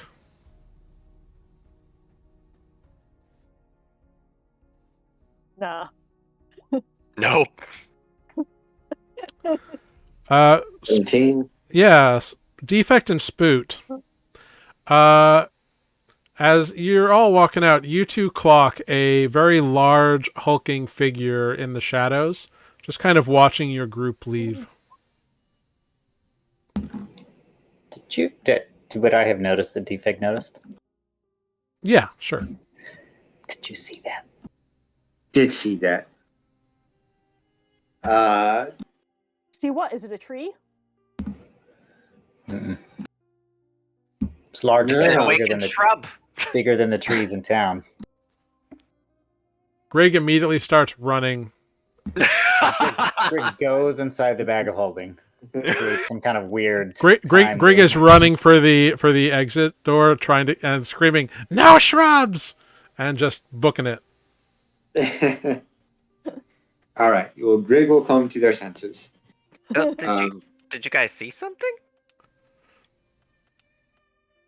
Yeah. Be cool about it, but in that direction,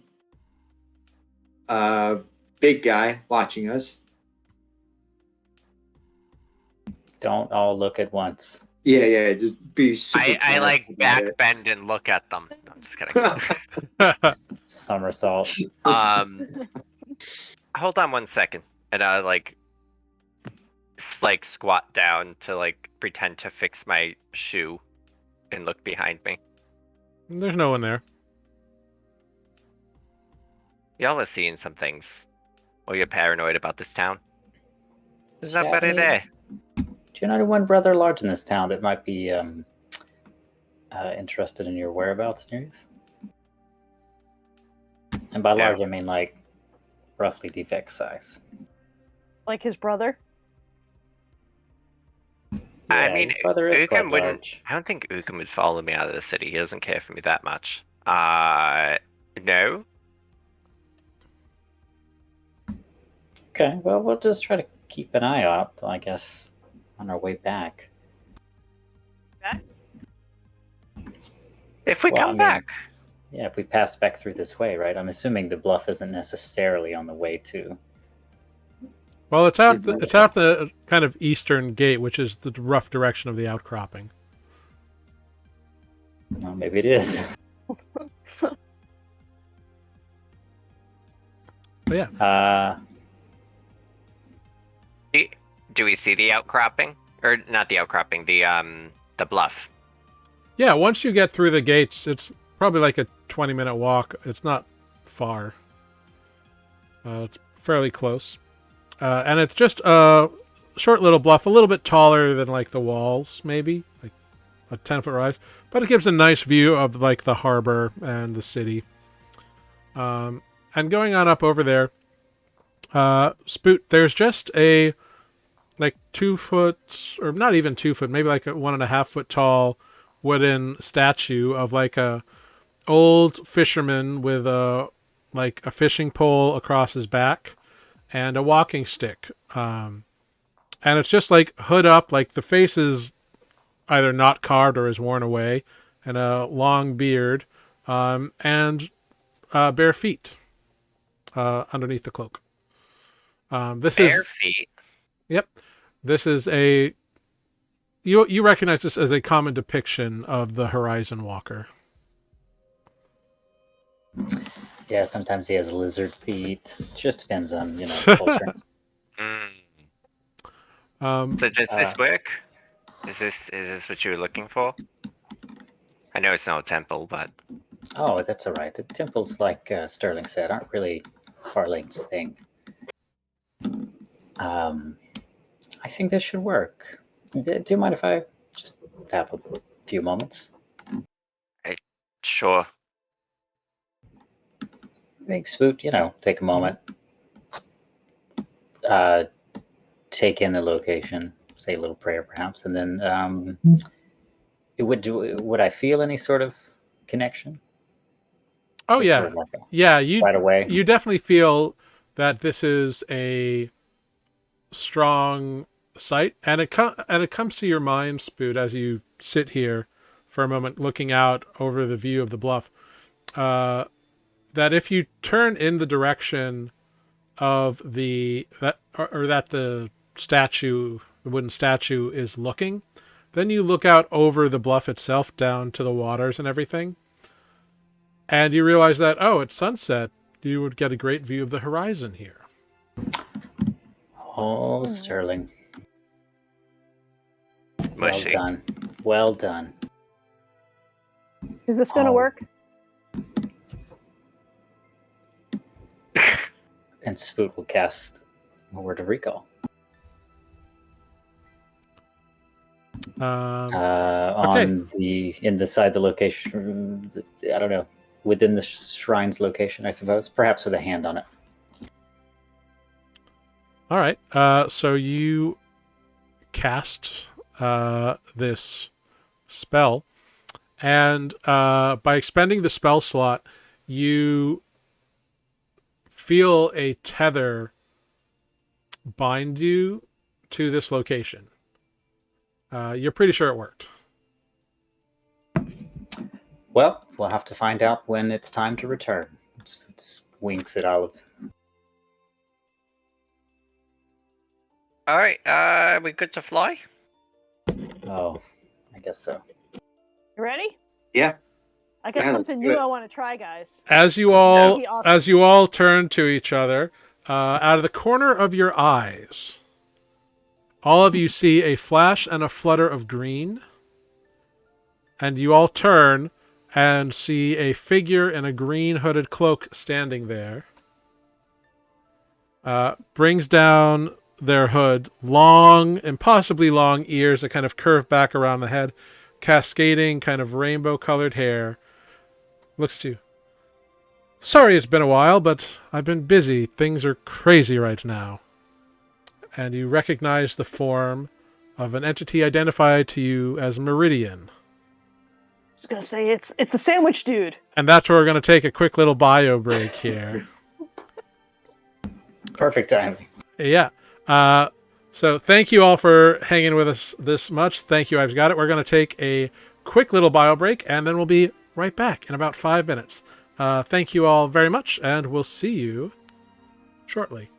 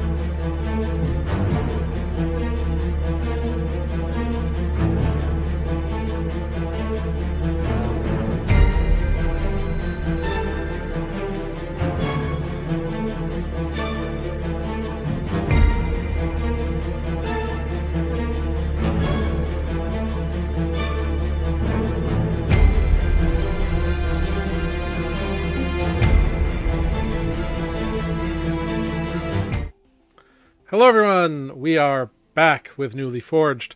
Our heroes have just turned around and seen a familiar figure they haven't seen in a while.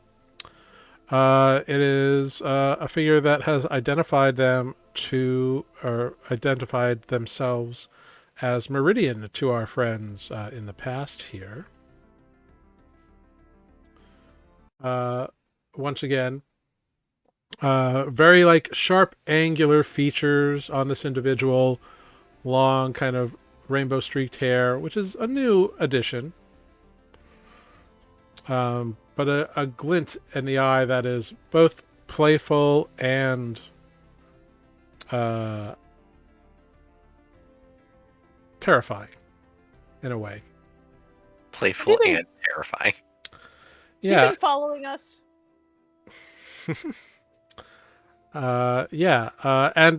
So he looks at you, his long flowing hair that's kind of in a rainbow pattern. It used to be the color of lilacs in spring. His eyes kind of shift into an autumnal orange shade that seem deep and wise and playful and frivolous. Very pale, fresh snow skin, and a big warm smile crosses his face. Well, I told you I'm watching a lot right now. Who are you? Is that who you guys Who are saw you? in town? You're not Adis. No wonder things have been so messed up. You people need to keep yourselves together. Well, we're trying with what's left. We're doing fine. So who are you? Looking directly Who at are you? Nereus. I'll ask the questions around here. I asked first. This is Nereus. Nereus. Nereus, eh? Very well. I'll have to add this into my calculations. Oh, I feel blessed. Spoot shrugs. Well, you should. It is very difficult to be someone of my own caliber and be surprised. No wonder things have been going off kilter a little bit. Well, I'm sorry. Did we disrupt your plans? plans? What plans? I don't know. You said everything was off kilter. Well, it is. I don't make plans, I watch plans. I like interacting with this world, and I got you guys involved in this because I was hoping that you would all be able to keep this world running.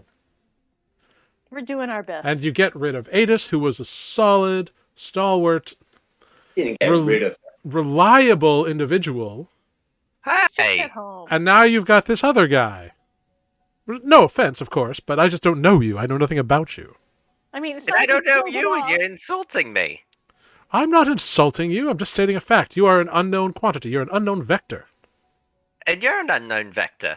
I am very well known in certain circles. To who? They all know who Not I am. to me. Olive doesn't know who you are. Yeah, I do.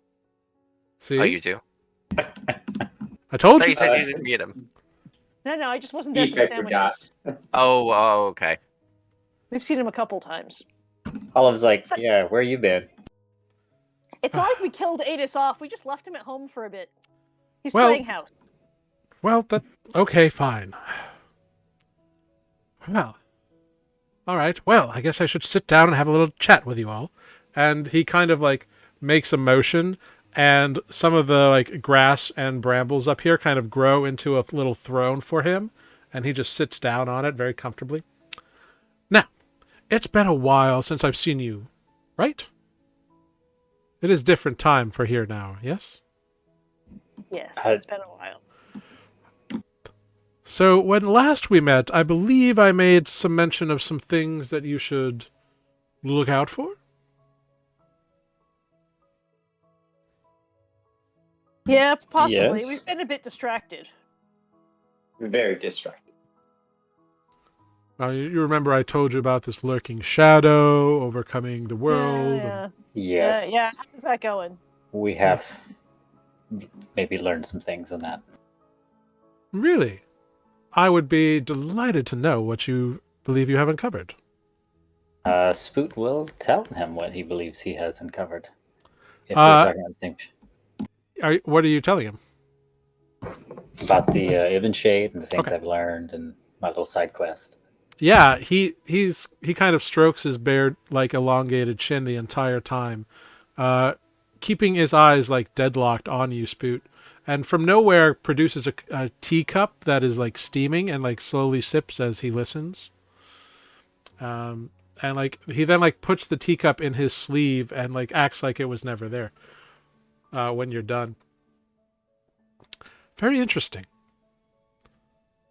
I think, my dear Spoot, you have stumbled upon something very important here.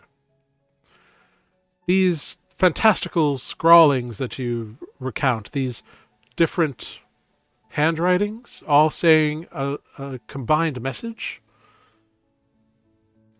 Yes. This seems to be as though the entire minds of those who attempted this breaking ritual, whatever the hell that was, have fused together somehow and taken their time over the past 1,000 years and transmogrified themselves into a single aligned entity. This is fascinating. But obviously this entity is of ill intent. And you say you spoke to the elves in the Verdentious Causeway, yes? You went up that way? Yes? You chatted with them? You didn't mention my name, did you? I don't think so. We did. No, I doubt it. You might have. totally. Hmm. I Well, Definitely did. believe I was there for that. I was uncovering this other. You were the only one that spoke Elvish, so you were there. Yeah. no, Spoot was But not I- there. I He left wasn't? very No, shortly after. Spoot had left. Yeah. Okay. Yeah, that might have been why it was so difficult, because I was the only one that spoke Elvish. Of course we did. Yes, We would in fact, it never was be able Adis to who do it. mentioned Meridian's name. Mm-hmm. I remember that much. Yep. Well, did you learn anything from them? We learned lots of things from them. Oh, good. What did you learn? We've been tracking. They sent us on a series of errands. Aha. Errands? Like the washing? Like, what do you mean? Yes, we have a great deal of dry cleaning to collect all over the continent. I don't know what that is. Oh, Lord. Look, you can make jokes and be vague all you want. I'm trying to stop the world from ending here. So are we. I'm afraid I was not present for the errands that were doled out, although I believe that somewhat because So of your this- friends haven't even told you what you're doing? No wonder you people are a mess. You all need to start journaling. Greg has a journal. Yes. Greg has everything written down. Oh, they But do. hey, we Speaks found this into a really book. cool library you might want to see. What library? You might. In Osmag. We found the Osmagian library. Oh, archive. no. I went there 800 years ago. It's fine. But it's still there, and it's been 800 years. Is that significant? It's a little more significant to us, I believe, but we were well pleased to find. Well, I'm sure you'll enjoy the section on. They kept far too many. What do you call them? Censuses for me to care about. So Oh, I see. anyway, back to the point of all this. What did you learn from the elves in the Verdentious Causeway?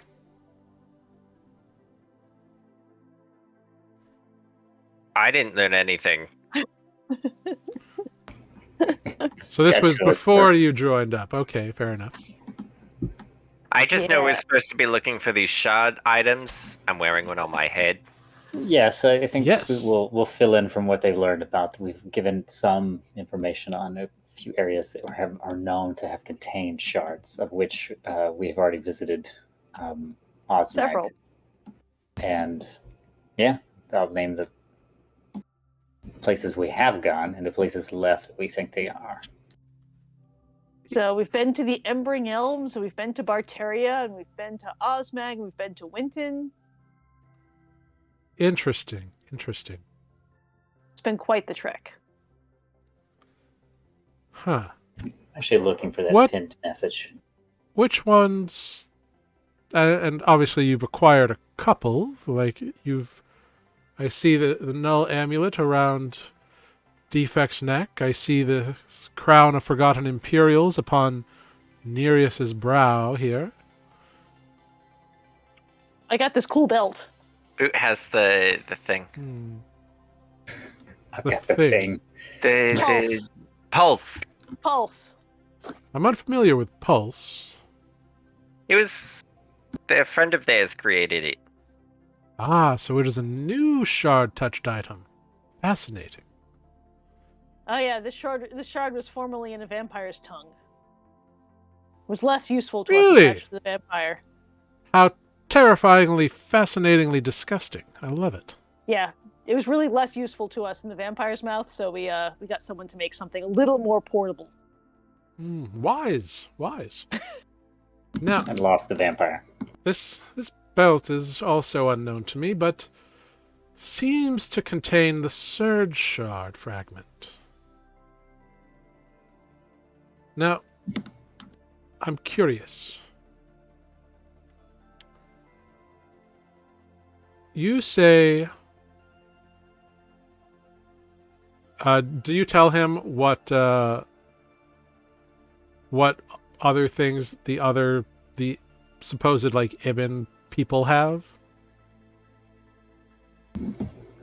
Yeah, I don't think Because you have a few suspicions. I'm just asking if you share that information or not. Yeah, I don't see why we Yeah. wouldn't. I don't think we've not shared anything. He knows all of our names now. But if this is going to go south, it's going to go way south.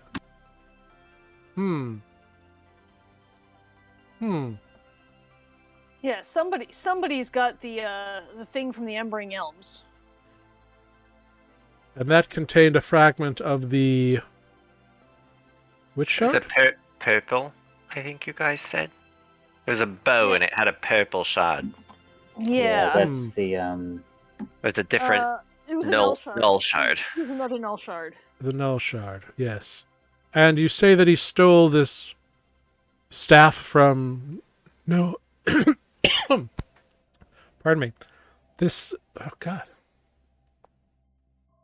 Are you okay? Is it the rain here? I'm not used to this The rain plains is- environment. And you say that you stole this... Or that they, rather, stole this staff from gnomes, and that had the Mind Shard in it? That from gnomes. Yeah. No. No? Oh, I'm sorry. That from gnomes. I don't know anything about gnomes. Apparently I was napping. That was the gnome village. Yeah, it was a staff of like illusion and stuff like that. That they Yeah, with an, remember it was like on with fire. with an orange gem. Which was Yeah. left. Right. Yeah. Yeah. Right, Interesting. in the barricades. Understood. And let's see. They tried to go after this belt, which you procured instead from the champion in Winton. Yes. And you faced a mage trying to usurp a gauntlet with another shard in it. That one's being worked on by the friend that made the pulse. Being worked Yes. on. Yeah, because it's a gauntlet. None of us really punch things. Worked on how? I don't know. Do I look like somebody who knows this kind of work? Well, I At the moment, figured it's you'd be been in. stowed for safekeeping with someone who's going to study it a bit. Ah, very well. As long as they don't try anything silly like removing it. Now, so that accounts for the Surge Shard the Drain Shard, the Null Shard, and the Mind Shard. Yes? Yeah. Then there's one in the Soul Mount, possibly. And then there's one, And this, yeah, Surge, Mind, Drain, and Null. there's one, yeah, in the Outcropping. I think you guys said there's one up north in the snow somewhere. Yeah. Pacifist Glacier. Yeah, that's a Purge shard. And you don't have a Purge Shard yet. We do not. No, that's the Soul Mount location. We believe holds one as the Pacifist Glacier. Also, Yeah. And I think it was also the barrack. Wait, we got the one in the barrack. No. The staff was in Rooker Gate. That was at the threat spires. We didn't go to the barricades. Correct. No, and it seems like we've also lost the location of the one that was in the Ascot pin. That was supposed to be here, but it's been stolen. Correct. Recently vanished. And the one that was in Fluxus's possession, which was also stolen. Oh. So... Which was a yellow? Yeah. Fragment. Yeah, I think that was both yellow. the Sway Shard as well. Correct. They have 5. Did I lose count? I've definitely got 3 that they have. Which ones did I miss? Well, if they have the Sway Shard, if they have the Mind Shard, if they have... What was the other one? The Null Shard, you said. And the bow. So maybe they only have 3. Oh, Well, no. they've got... no, it looks like, yeah, Sway changing Null. Drain is the Ascot pin. Was Drain? I thought that was Sway. No. Oh, you're right. You're right. It is Sway. I just can't read my own handwriting. So they have 3 then. That we know of. They have the ring, the staff, and the bow. And you thwarted them from acquiring 2 in direct confrontation. It was kind of fun to kill Bodo. Oh yeah, we tossed Bodo Fantastic. into the Astral Sea. Fantastic. I'm sure that won't come back to haunt you. Nothing ever comes back from the Astral Sea. He was real dead when we tossed him in there. Fantastic. I think that you guys said there's also one up at the Crucible. Oh, you shouldn't go there. No. Why not? Why? You don't know, do you? No, what? What's wrong with the Crucible? The Crucible is... Well... My god, man, spit it out. The Asmodeal Crucible is a caldera, a crater, if you will, the bottom of which is a direct portal to the 9 hells. Ooh. Oh, that doesn't sound very fun. It is Also, could be fun. essentially a area that the hells have claimed, and all of those in the immediate area have been claimed by hell. So that shard's probably out of our reach for now. Unless you're willing to barter for it, which I wish you the best of luck. I mean, Nereus speaks Infernal at least. Well, that's handy if you're going to deal with devils. So since we're headed to the Outcropping, you seem, no offense, old and knowledgeable. The Yes. dwarven ruins there. Do you know where they are? Or just an entrance, an area to look? The Dwarven hold it- Ruins? No. Because I heard an old rhyme that kind of gave a bit of information. Excellent. But Well, you have to understand, Nereus, we haven't met before. I don't focus on details. I'm a big picture kind of fae. So what I do is I watch the entirety of the timeline and pop in here and there to kind of correct things and judge things so that this plane of existence keeps going because I like it. This particular material realm is fascinating to me. There's all sorts of people, and it's very unique with all of these shard bits running around. so so what you're saying is you like to watch. Basically, it's fun. All right. Well, I mean, if I don't know, do we have My anything else? point is this, which has been a roundabout way of doing things. It seems to me, Spoot, and maybe you've already put this together, because no offense, Defect, you don't seem the one to do the analytical thinking around here, but perhaps you and Greg Spoot have sorted this out. Hey, no offense, everybody needs someone who can kick ass and take names, or ignore the names entirely. And I appreciate that. That's a very important part of the team. Shade.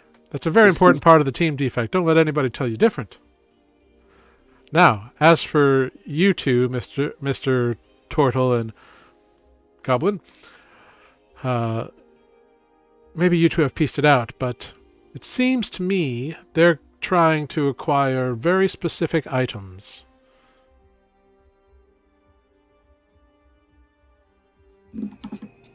Mainly they're looking for one of each shard, if I'm correct. Does seem that way. So, if you can thwart that, I think you should step on it. Yeah, we're trying. If you cannot, then I suggest you claim your own in turn. And, based on Spoot's notes, get yourselves up to whatever this location is that you mentioned, Spoot. Whatever it was. I forget. Is it the Outcropping. outcropping? Yes. Where we hope to find. Well, no, you mentioned one in your notes. Soul Mount. Well, I mean, I think you should go there anyway. Although, again, don't mention my name. At Soul Soul Mount? Mount. At Are all, there- probably. Are there Have you people at Soul Mount? I thought it was just the lone guardian. Have you pissed off the guardian of Soul Mount? Not. Well, I have had interactions with many entities throughout my existence. Not all of them get a joke. I can't imagine someone not liking you. You seem like a great guy. I know, I'm nothing but fun and entertainment. Anyway, I do have a question. yes. Mr. Fay. You may call me Meridian. Meridian. Yes. Do you, I do in like your you do travels, compare them. have you ever met this person? And I will minor illusion the person that me and Defect met in Mandarian. Yeah. Yep. Not particularly, but I know a Darkling when I see them. Darkling. Okay, because he said that he wanted to get home. I don't know how to do that, so what's a Darkling's home?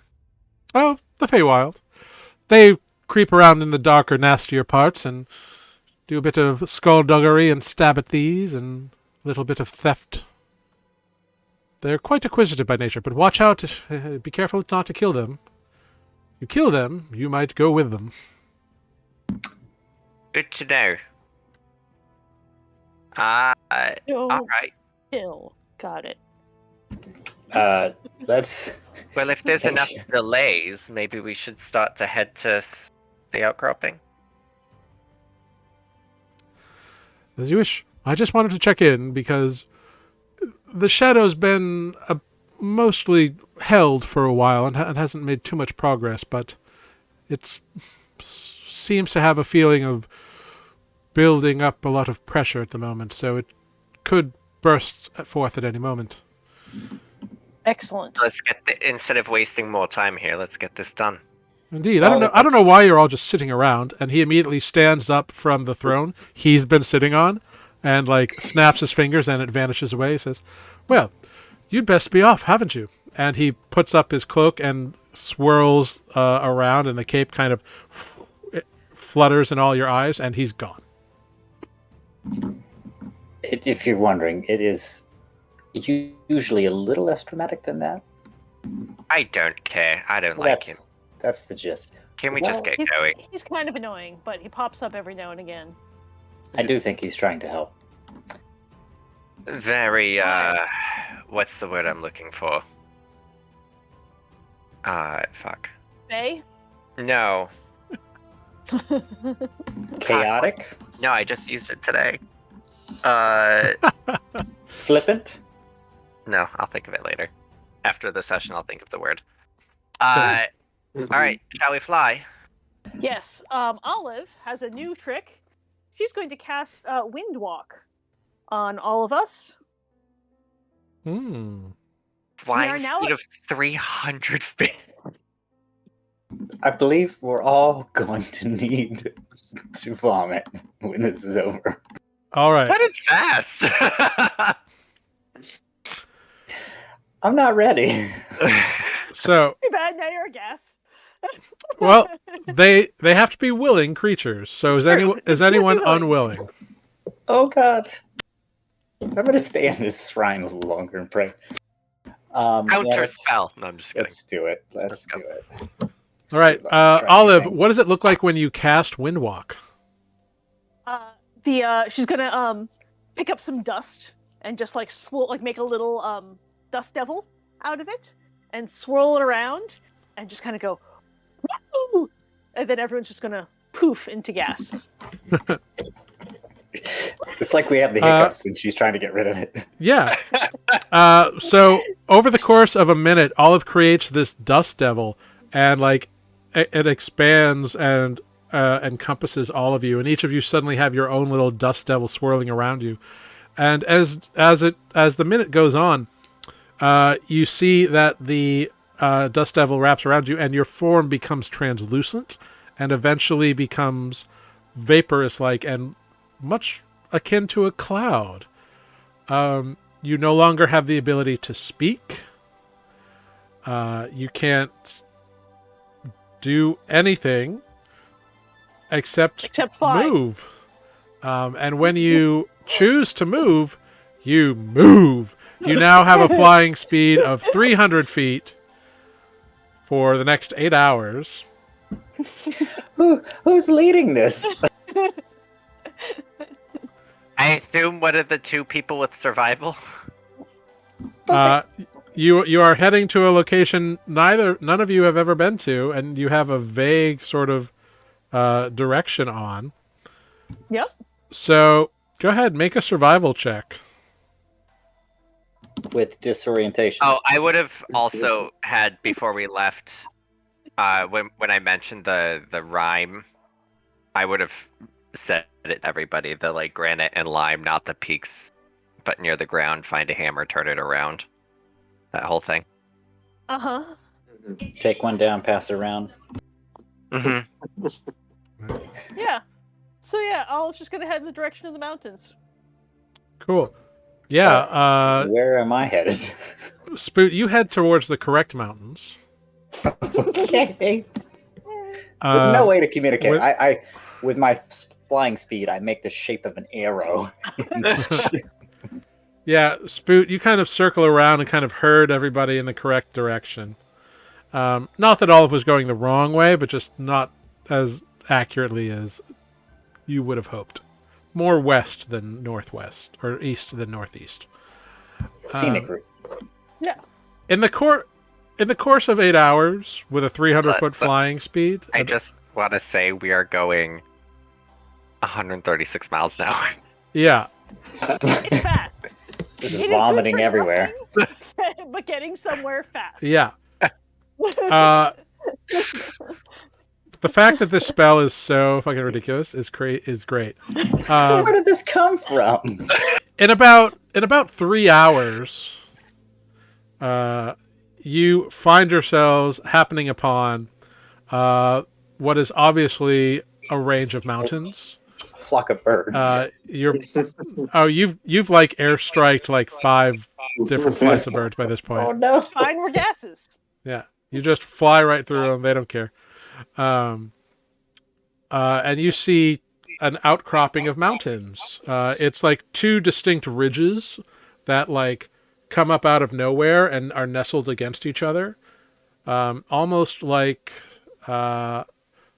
if you like take tinfoil that you folded in half and like squeeze it together like an accordion. That's kind of what it looks like. So these 2 kind of ridge lines that run kind of corkscrew parallel to one another. You've come to the outcropping. Cool. Can we land? How do we get out of this? We can land and we can revert at will. Yep. Yeah. When I come to a safe speed and distance from the ground, I would like to. Yeah, so you start thinking about returning to solid form at the base of these mountains, Spoot. And slowly, over a minute, your form starts to fill in, and you regain your solidity, as do the rest of you. Was that too soon? I don't. And then Spoot goes over somewhere and hurls. That was kind of cool, huh, guys? That was fast. In fact, enjoyed that. It's not often that he would get to experience this. So yeah, he likes this. No turtle should ever move that fast. Faster than a speeding bullet. Just about. What's that? I mean, can only do that once a day, but it lasts all day. Like Yeah. we could turn back into gases now if we wanted and do that some more. No, I'm good. I'm good. I think maybe we could Anyway, it would suck if we were under attack because for that minute, like, we're pretty vulnerable, but what could catch you? no, I mean the minute while you're transforming. Oh, fair. You want to do that somewhere, Fair. We're not going to use that to get out of a battle. I mean, maybe since we have this for more time, do a lap around the mountains to see if we see any caves. Yeah, I mean, that's not a bad idea. I didn't mean to stop us so soon. It's just didn't really know how to communicate where else to go. I think I might be able to help with that. Do we want to maybe go to the far end and work our way back? I don't think it matters. All right. Hold on before we change, and I'm gonna cast telepathic bond. Nice. Maybe I should have warned you before I did it the first time. Well, it only lasts an hour, but we can communicate telepathically through any distance. So as long as we're on the same plane, we can talk mentally to each other. Cool. So let's, shall we go make this lap now? Oh, okay. I think my stomach's settled. Yeah. Well, that's what you get for eating sketchy fish. Two's charm. I cast Tums on Spoot.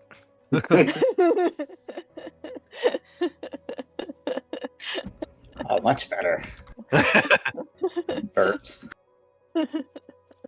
Got the cantrip Pepto. Luckily, there's a chalk deposit right there, Spoot. So just kind of take a bite. Oh, good. Need to brush up on my geography.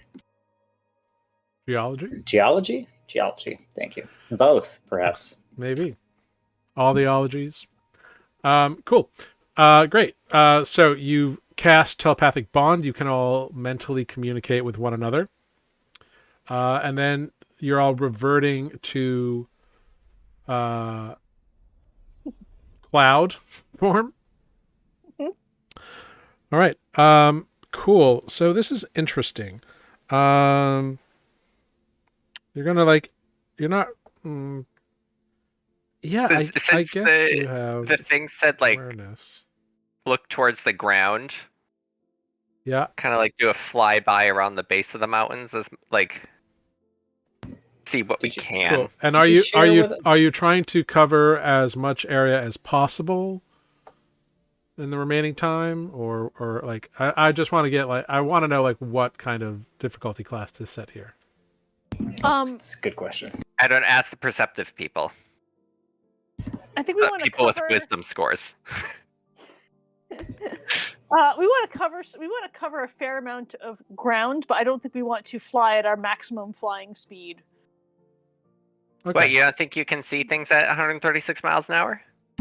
No, I'm surprised I can move 30 feet in 6 seconds. A question though: Did you tell us all the poem that Yes, I Yeah. would. Oh, okay. When we were speaking with what's his name, Meridian Meredith. sound like me? This Nereus doesn't care for him, so he doesn't care to get his name right. That's fair. Okay, based on the clues that we've been given in the poem, I believe what we're attempting is to move as fast as we can observe, and that might depend on our perception checks. Something that might stand out as a clue. I don't know. That makes sense. I mean, when we're as the giant eagles, this is Tanner, but like I think their speed is 80 or 90 per round. Yes. So I mean, if I think just for safety's sake, if we stay a little bit above that, Yeah, I maybe mean do that, like 100-ish. that's a so speed like we're a accustomed third- to. A third of our max speed. Yeah, that's a speed we're accustomed to. I would think that, given the experience we've had at that speed, we could perceptify. Yeah. Jared's like Sure. DC 20. So I mean, I'm there for support of the you can perception people. all make perception checks. I'm going to say that because the spell specifically states the only actions you can take in this form are the dash action and revert to normal. So investigating and looking is hard. You can all make Okay. perception checks at disadvantage. Okay. I do have a passive perception, which would therefore not be an action of 19. T-Fat killing it with them eagle eyes. Holy Oh, crap. you know, that is fair. Seriously. I will take passive perceptions. So I will take either your passive perception or you can roll at disadvantage. Nope. My Roll at passive disadvantage. perception is 19. Likewise, do I have to choose before I roll? Yes. I have nothing to lose. I'm just going to go with passive in that case. Okay. I'm going to roll just because I'm curious, but it's not going to count. Defect rolled a 19. Very nice. Yeah. I rolled my passive perception score, so Great. 10 it is. I didn't gain nor lose. Yeah, no, I went with Cool. passive just to specify. I rolled because I'm morbidly curious. Yeah. So you all become cloudy images of yourselves and begin scuttering along around the base of these mountains. You go around. Are you going to go like you're at the south part? So you could go to the east or you could go to the west and kind of go north from there.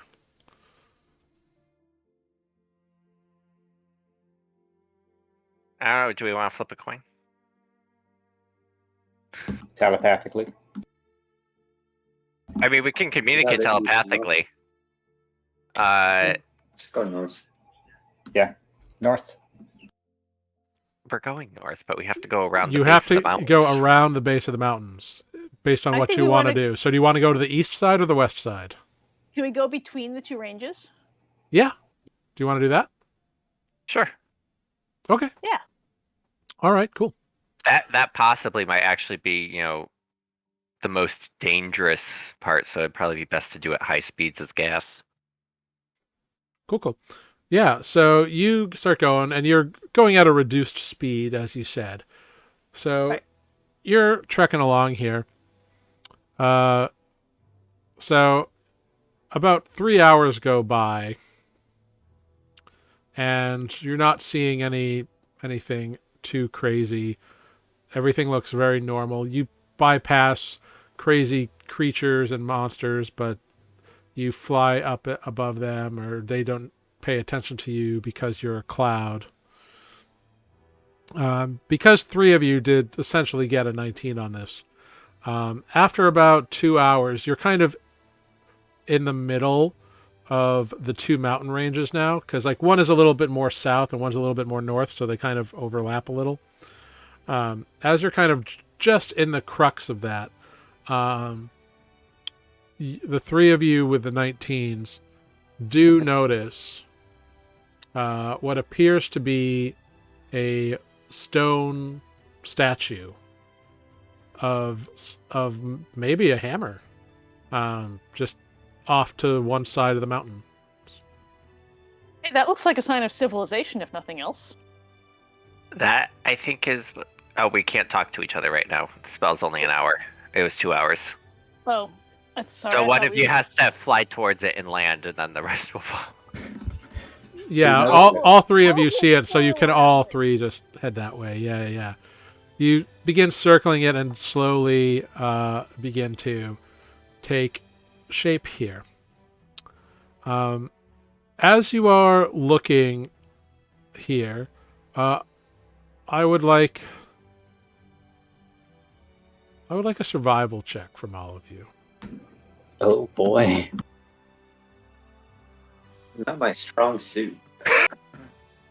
I roll one natural 20, and all I'm getting are nat ones. Oh, Jesus damn. Christ. Defect. Defect. Nice. Whoops. Defect and Spoot with 20s and higher.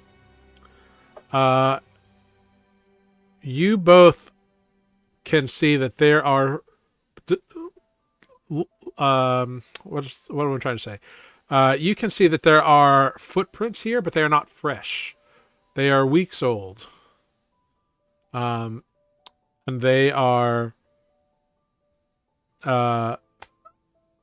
heavier than they should be for their size, which is why they are still visible even after all this time. Like they're big, but they're like a medium-sized creature, like a very tall, broad, heavy person.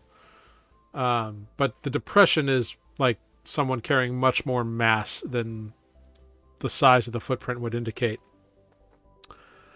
Both of you noticed this. And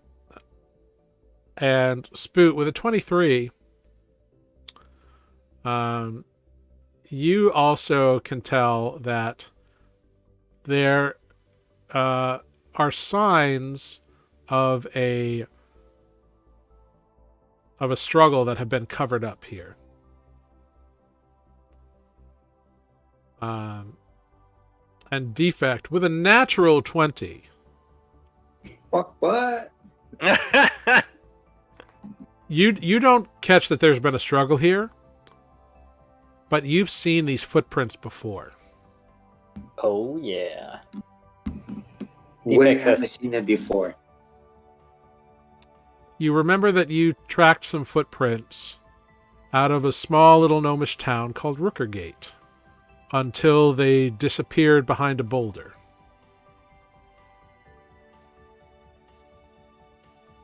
You've seen Is these that kind of Rookergate? footprints before.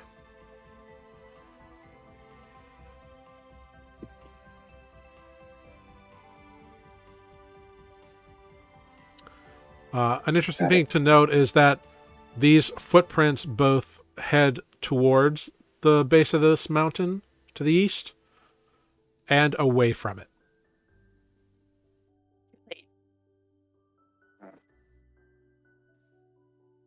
Are they both the same freshness? More or less. Do you all want to try? Wait, This what is the hammer I believe we're looking for. This is certainly a hammer. Yeah, what We you should what you see investigate. is like a big, massive stone hammer. It's on like a round pedestal. It's covered with like grass, mold, like plant stuff. And it's like a double-headed hammer. The head side is down, and the haft side is up, and it's easily 25 feet tall, made of some sort of heavy stone. The rhyme said, "Turn the hammer. Turn it around." Shall we? Look at the base and see if there's a. Well, I think we need to clean it off first, then we can look. Yeah, that's what I mean. Should we clear off the? Yeah, we can say.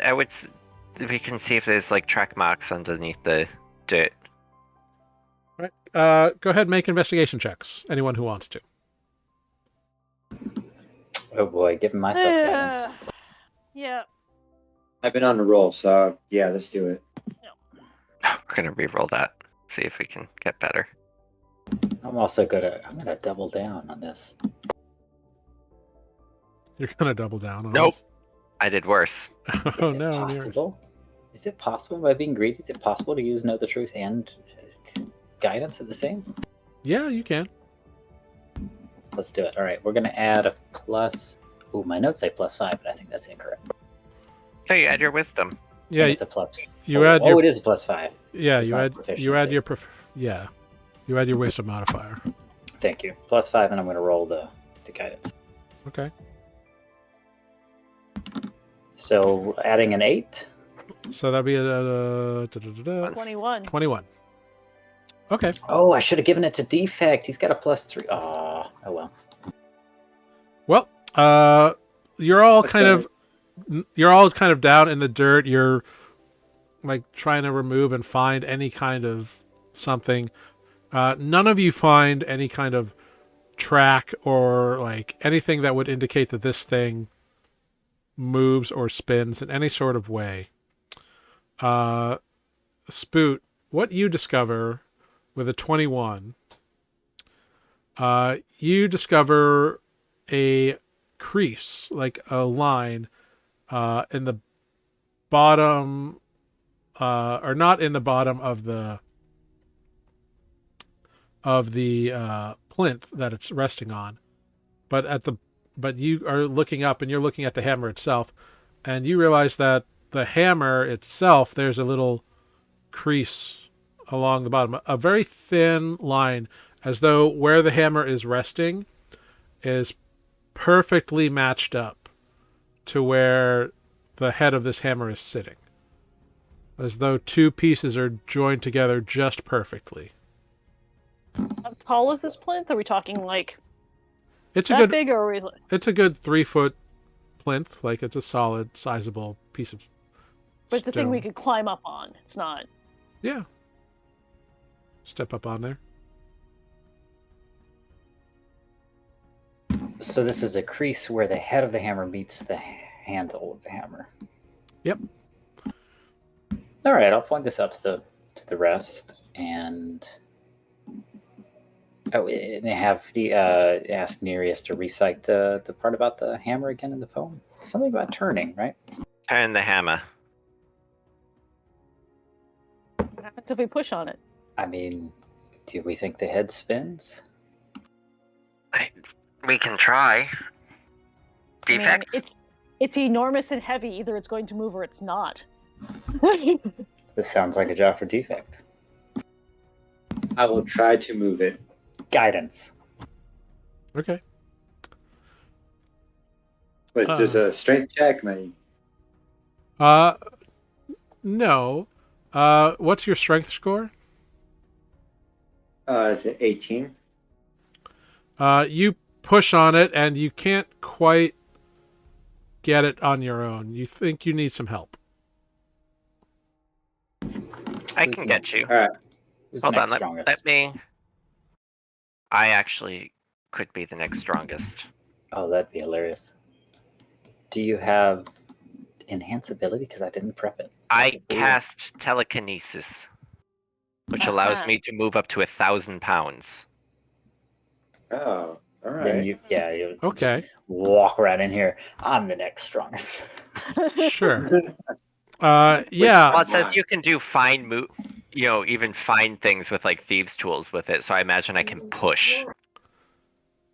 Yeah. So you and Defect move. You tried like moving this heavy stone, and you can't move it with just the telekinesis. Defect hops back in, and together, the combined force of your telekinesis and Defect are able to budge the head of the hammer. It with all the effort, it seamlessly like slides up just a little bit, and you're able to see that it's like very lightly, just hovering ever so slightly above the rest of the stone now that you've like spun it like out, and you see that it was like in a little grooved area, and there's just a little depression where the head was, and pushing and telekinesising this massive stone thing all the way 180 degrees, it resets, and you hear a rumbling off to the east, and you see a well, you don't actually see anything. It's a good 100 feet away through the tree line, but you hear a heavy rumbling off to the east. I think we should go that way. Did we walk? It's 100 feet. Okay. Let's go on foot. Yeah. And then a Tarask comes out of nowhere. I think Defect's restless. Bring on the Tarask. I mean, he got to push something very heavy. I think that counts at least for now. Yeah. Buys like an For hour. now, it sort of satiates the hunger. Buys a little bit of time. Right. So you approach this sound that you've heard, and what you approach is you see that the literal side of the mountains, boulders stacked on top of boulders, solid mountain rock face has opened up. Where there was no noticeable doorway, there now is one. And it is a dark hole that you cannot see much beyond the entryway. Hey, Spoot, I think we have a spell for this. Yes, it's called Light. rest. I'm just kidding. Right. All this flying around makes me tired. You're not the one that used magic. That's me and Olive. Yeah, really. Didn't I though? Oh, that's a shame. All Um, right. Light on my shield. Light on Defects X. All right, you cast light on these things. And inside of this entryway, the floor is made of interlocking stone tiles. They appear to be hexagonal shapes laid before you, and they are streaked with grime and blood and wear and tear. And footprints? Street. Does it look old? Make a survival check. I'm sorry. Did we? I know we got excited. Oh, here, but what did 24. Oh my gosh! Look at you. Nereus, it's not fresh, but it's not ancient. It's maybe a week and a half. Do we think Oh, this lines shit. up with those footprints we saw? Did we see the footprints going towards here? Defect saw them, and so did Spoot. Yeah. So I don't know who made the And I would footprints. tell everyone. Well, So I probably should not feeling so good. probably be very careful. As you progress further on and off to one side, once you're through the doors, you see that there is like a bag of sand inside of an intricately carved column that's like lined with glass or crystal or something, and the sand is slowly filling up. And Oh, that seems bad. yeah, And as you continue forward a little bit, maybe about 5 minutes in, you hear a loud from behind you as you walk down this hallway here, this path, which is the only path available to you. The cave walls here are worked and carved with imagery of small humanoids and interlocking shapes, and it's all very geometrically designed. Hexagons are prominent, as are triangles and other kind of angular shapes, and like heavy bold patterns and lines, and every figure you see in these carvings, and eventually these carvings evolve into mosaics of interlocking multicolored stones. Every figure has a very distinct helm on, and what is obviously in these depictions a heavy beard. Most of them carry axes. Some of them carry massive, for lack of a better term, war picks. And some stand back from others, wielding some form of what is obviously some form of energy. And as you progress deeper and deeper, you can all sense that you are not only going deeper into the mountain, but you can sense a slight decline in your forward motion. You are also going down. And there's no longer daylight behind us? No. You are long past daylight. The only light in here are from the shield of Spoot and the axe of Defect. And you progress down, and you still see drag marks, blood, dirt marks. You progress forward, and you come at last to what is inarguably a dead body. How dead? Like, it's dead. It is not like, freshly dead. It is not bleeding. That's what I mean. Has it been dead for a week, or has it been dead for like a century? It is not a skeleton. And there is airflow here, so it's not like you opened a vacuum chamber. That would do weird things to the body. But it is partly rotted away. So it's not incredibly old, but it's old enough. Does it still have a mouth? You can make a medicine check, Spoot, if you want to sort it out, or Olive could, if you want to gauge the rate of decay here. Spoot's going to do that for everybody. Spoot, with a natural 20, or 29, not only has this human been dead for about 10 days, they were killed by multiple axe wounds. And there is a large section on the side of the face that has been eaten away, as though like it was there, but then it just wasn't, like partially missing.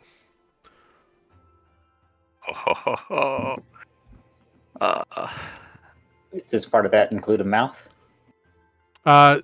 Like the very corner of its mouth is gone, but like most of the jawline is there. Oh. Are you going to talk to this thing? Maybe. Curious how it ended up here. Since a body is an object, can I mending the face, or does that not work? You want to try? Please don't do this. For science? No, I'm just kidding. No, I don't want to touch it. Okay. You said about 10 days. Who can touch the body? You're pretty confident, yeah, that's the time frame. 10 to 12 days, yeah. I'm about to say, this could not work. Is it wearing clothes, armor. Oh yeah, it's wearing solid like chainmail, and like not shitty chainmail. Like it's not the best you've ever seen. It's not magical, but it's still good, reliable chainmail. It's all busted up with like rents from being smashed through with an axe blade, which Spoot was able to easily identify. And Defect also recognizes an axe attack. I think there's a crazy band of automatons on the loose. Axe wielding automatons. I do think I would like to. I'm always so bad at these because I never know to ask, but I do think I would like to try to cast Speak with Dead and see if it has any effect on this corpse. Fantastic. Go for it. It has been cast. Yeah. We get 5 questions, party. Feel free to give me your 2 cents. Yeah. So you cast the spell. Remind me what it looks like when you cast the spell, Spoot. Oh Lord, remind me what it looks All right. like. The turtle, a little energy turtle, kind of coalesces and then crawls into the mouth. Yes. And you see like a yellow light flash from within the corpse, and nothing happens. Hmm. And then the head turns and looks at you and goes, "Wow." Who are you? Does it matter anymore? Who did you work for? Doesn't respond. I'm telling to Spoot. Ask him who he worked for. Who did you work for? He doesn't respond. A real shithead. What were you seeking here? Some bullshit powerful artifact. Did he find it? Or did they find it? We're already at 3. No response. And I'm talking to Spoot. Yeah, let's go for it. Did you find it? I didn't make it that far. Looking at the party, should I ask what killed him? Or do you have something more important? That was what I was going to say next. Yeah. What killed you? A torrent of blades, axes from nowhere. They came. They chopped me down. I don't know what they were, but it sucked. And the yellow energy in the eyes fades away, and the head falls off to one side. Spoot does a little prayer of rest for this fallen entity and thanks them for their time. Make a religion check. Oh, interesting. Oh, not one of my good days, apparently. You aren't sure what faith, if any, this individual followed. There's no like markers, so you kind of are unsure if you should offer a particular one, but you managed to get something moderately respectable out of it. Okay. General prayers are better than none, I guess. Mm-hmm. Well, I'm guessing we should be on the high alert for a torrent of blades and axes. Sounds fairly unpleasant. Sounds like they came from nowhere. Defect, there's going to be a ton of axes. I'm a little curious, though. I mean, is this the same body that's been drugged this way, you think? I mean, what do we think happened here? Well, it looks like there was a battle. Or some sort of skirmish, so no idea. We should keep going. Do the drag marks lead from this body? Make a survival check.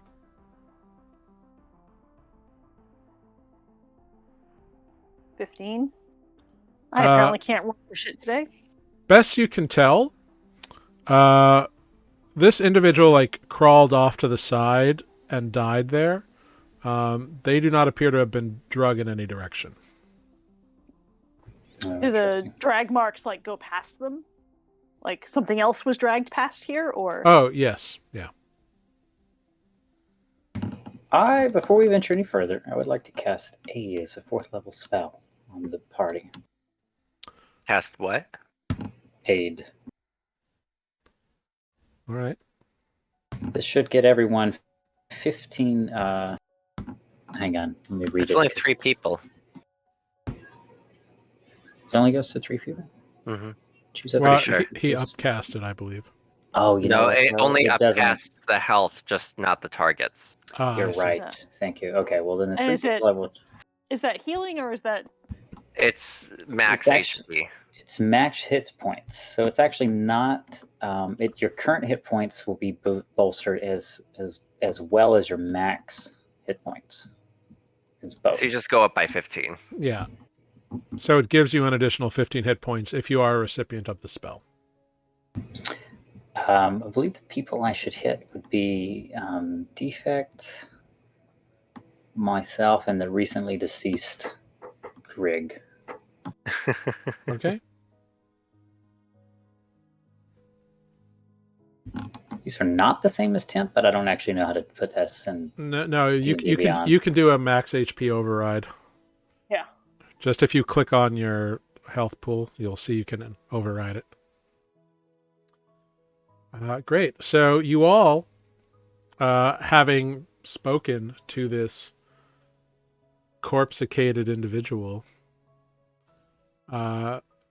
gather up together. Spoot summons a little turtle that flies around each of Defect, Grig, and Spoot and bolster them with a little additional health. This kind of turtle swims and like overlays itself on you.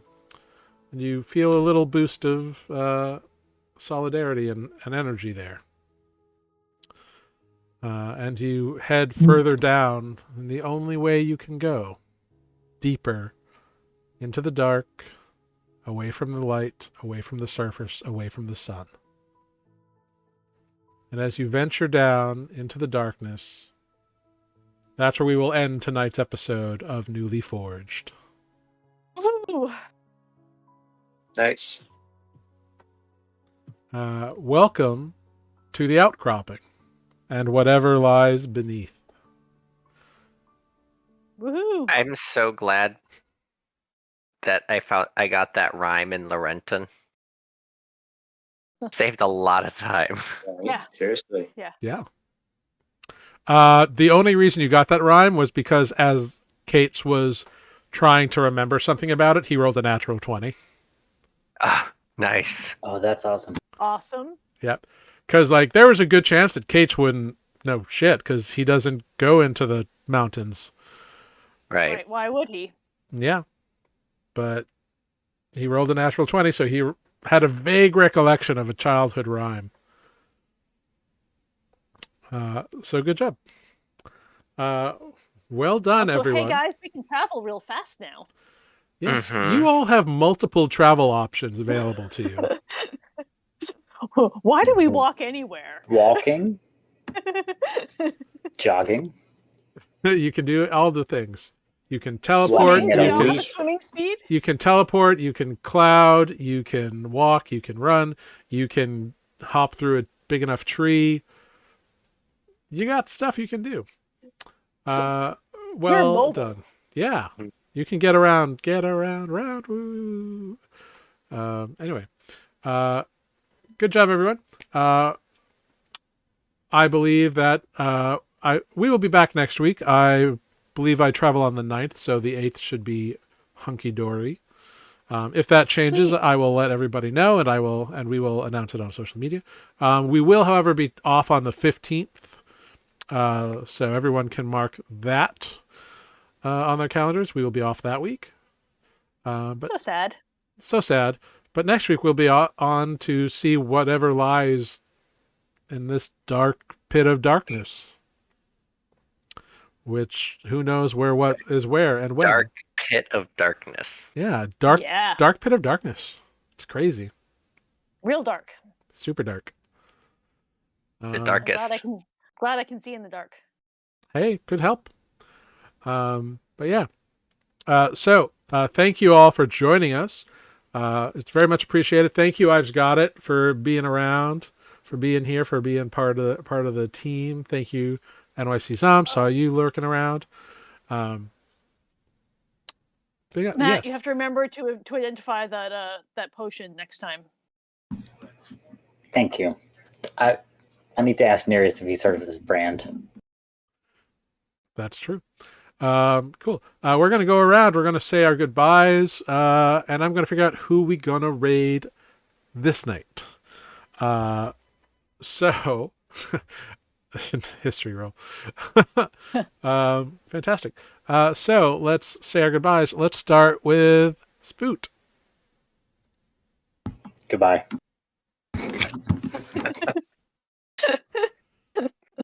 Wow. Irish exit from Spoot. I'll leave it Right. at that. That's all I got. Wow. All right then. Psychic damage in the next session for Spook. You lose your max HP. No. Good night, everyone. Thank you. I've Spoot been Matt shell playing Spook. breaks. Oh, no. No. Oh no. That would be pretty I good. don't think carry I on. can mending that. No. Carry on. Spook just falls out the back. Thank you all for watching. See you again soon. For now. Fantastic. Moving on then to Nereus. Thanks for watching, guys, and looking forward to exploring this dark of dark next week. Whatever Nice. Jared said. The darkest dark. The dark pit of darkness. The dark The dark pit of darkness. That's what it was. Yeah, it's very dark. Pit of darkness. Super dark. So the dark down under. I come from the dark down under. Blocked. Brings us on up to Olive. Oh, hey, that's me. I've got the spiel. We are Nuuli Forged, NUULIFORGED, at all those social media things. Twitter and Instagram and YouTube and Facebook and Hive and Twitch. And you should like, follow, subscribe, do whatever you do with that appropriate in that app to show us how much you love us. Because we love you. Aw. Well Okay, done. thanks. Good night. That's a hard act to follow there, Mike. It really is. Yeah, Defect, what you got? I got nothing. Just a wave. Good night. See you next week. Nice. We really got to give Defect something to do next week. We do. Well, I mean, there's blood all over the floor, so I'm assuming he's gonna have something Defect to do. Defect My could have time will done come up. Defect could have done whatever he wanted. He chose to do That nothing. is also true. He was He's rolling like a dragging it boss. around. He was rolling like a boss tonight. He did help. Seriously, it was. It's true. It's true.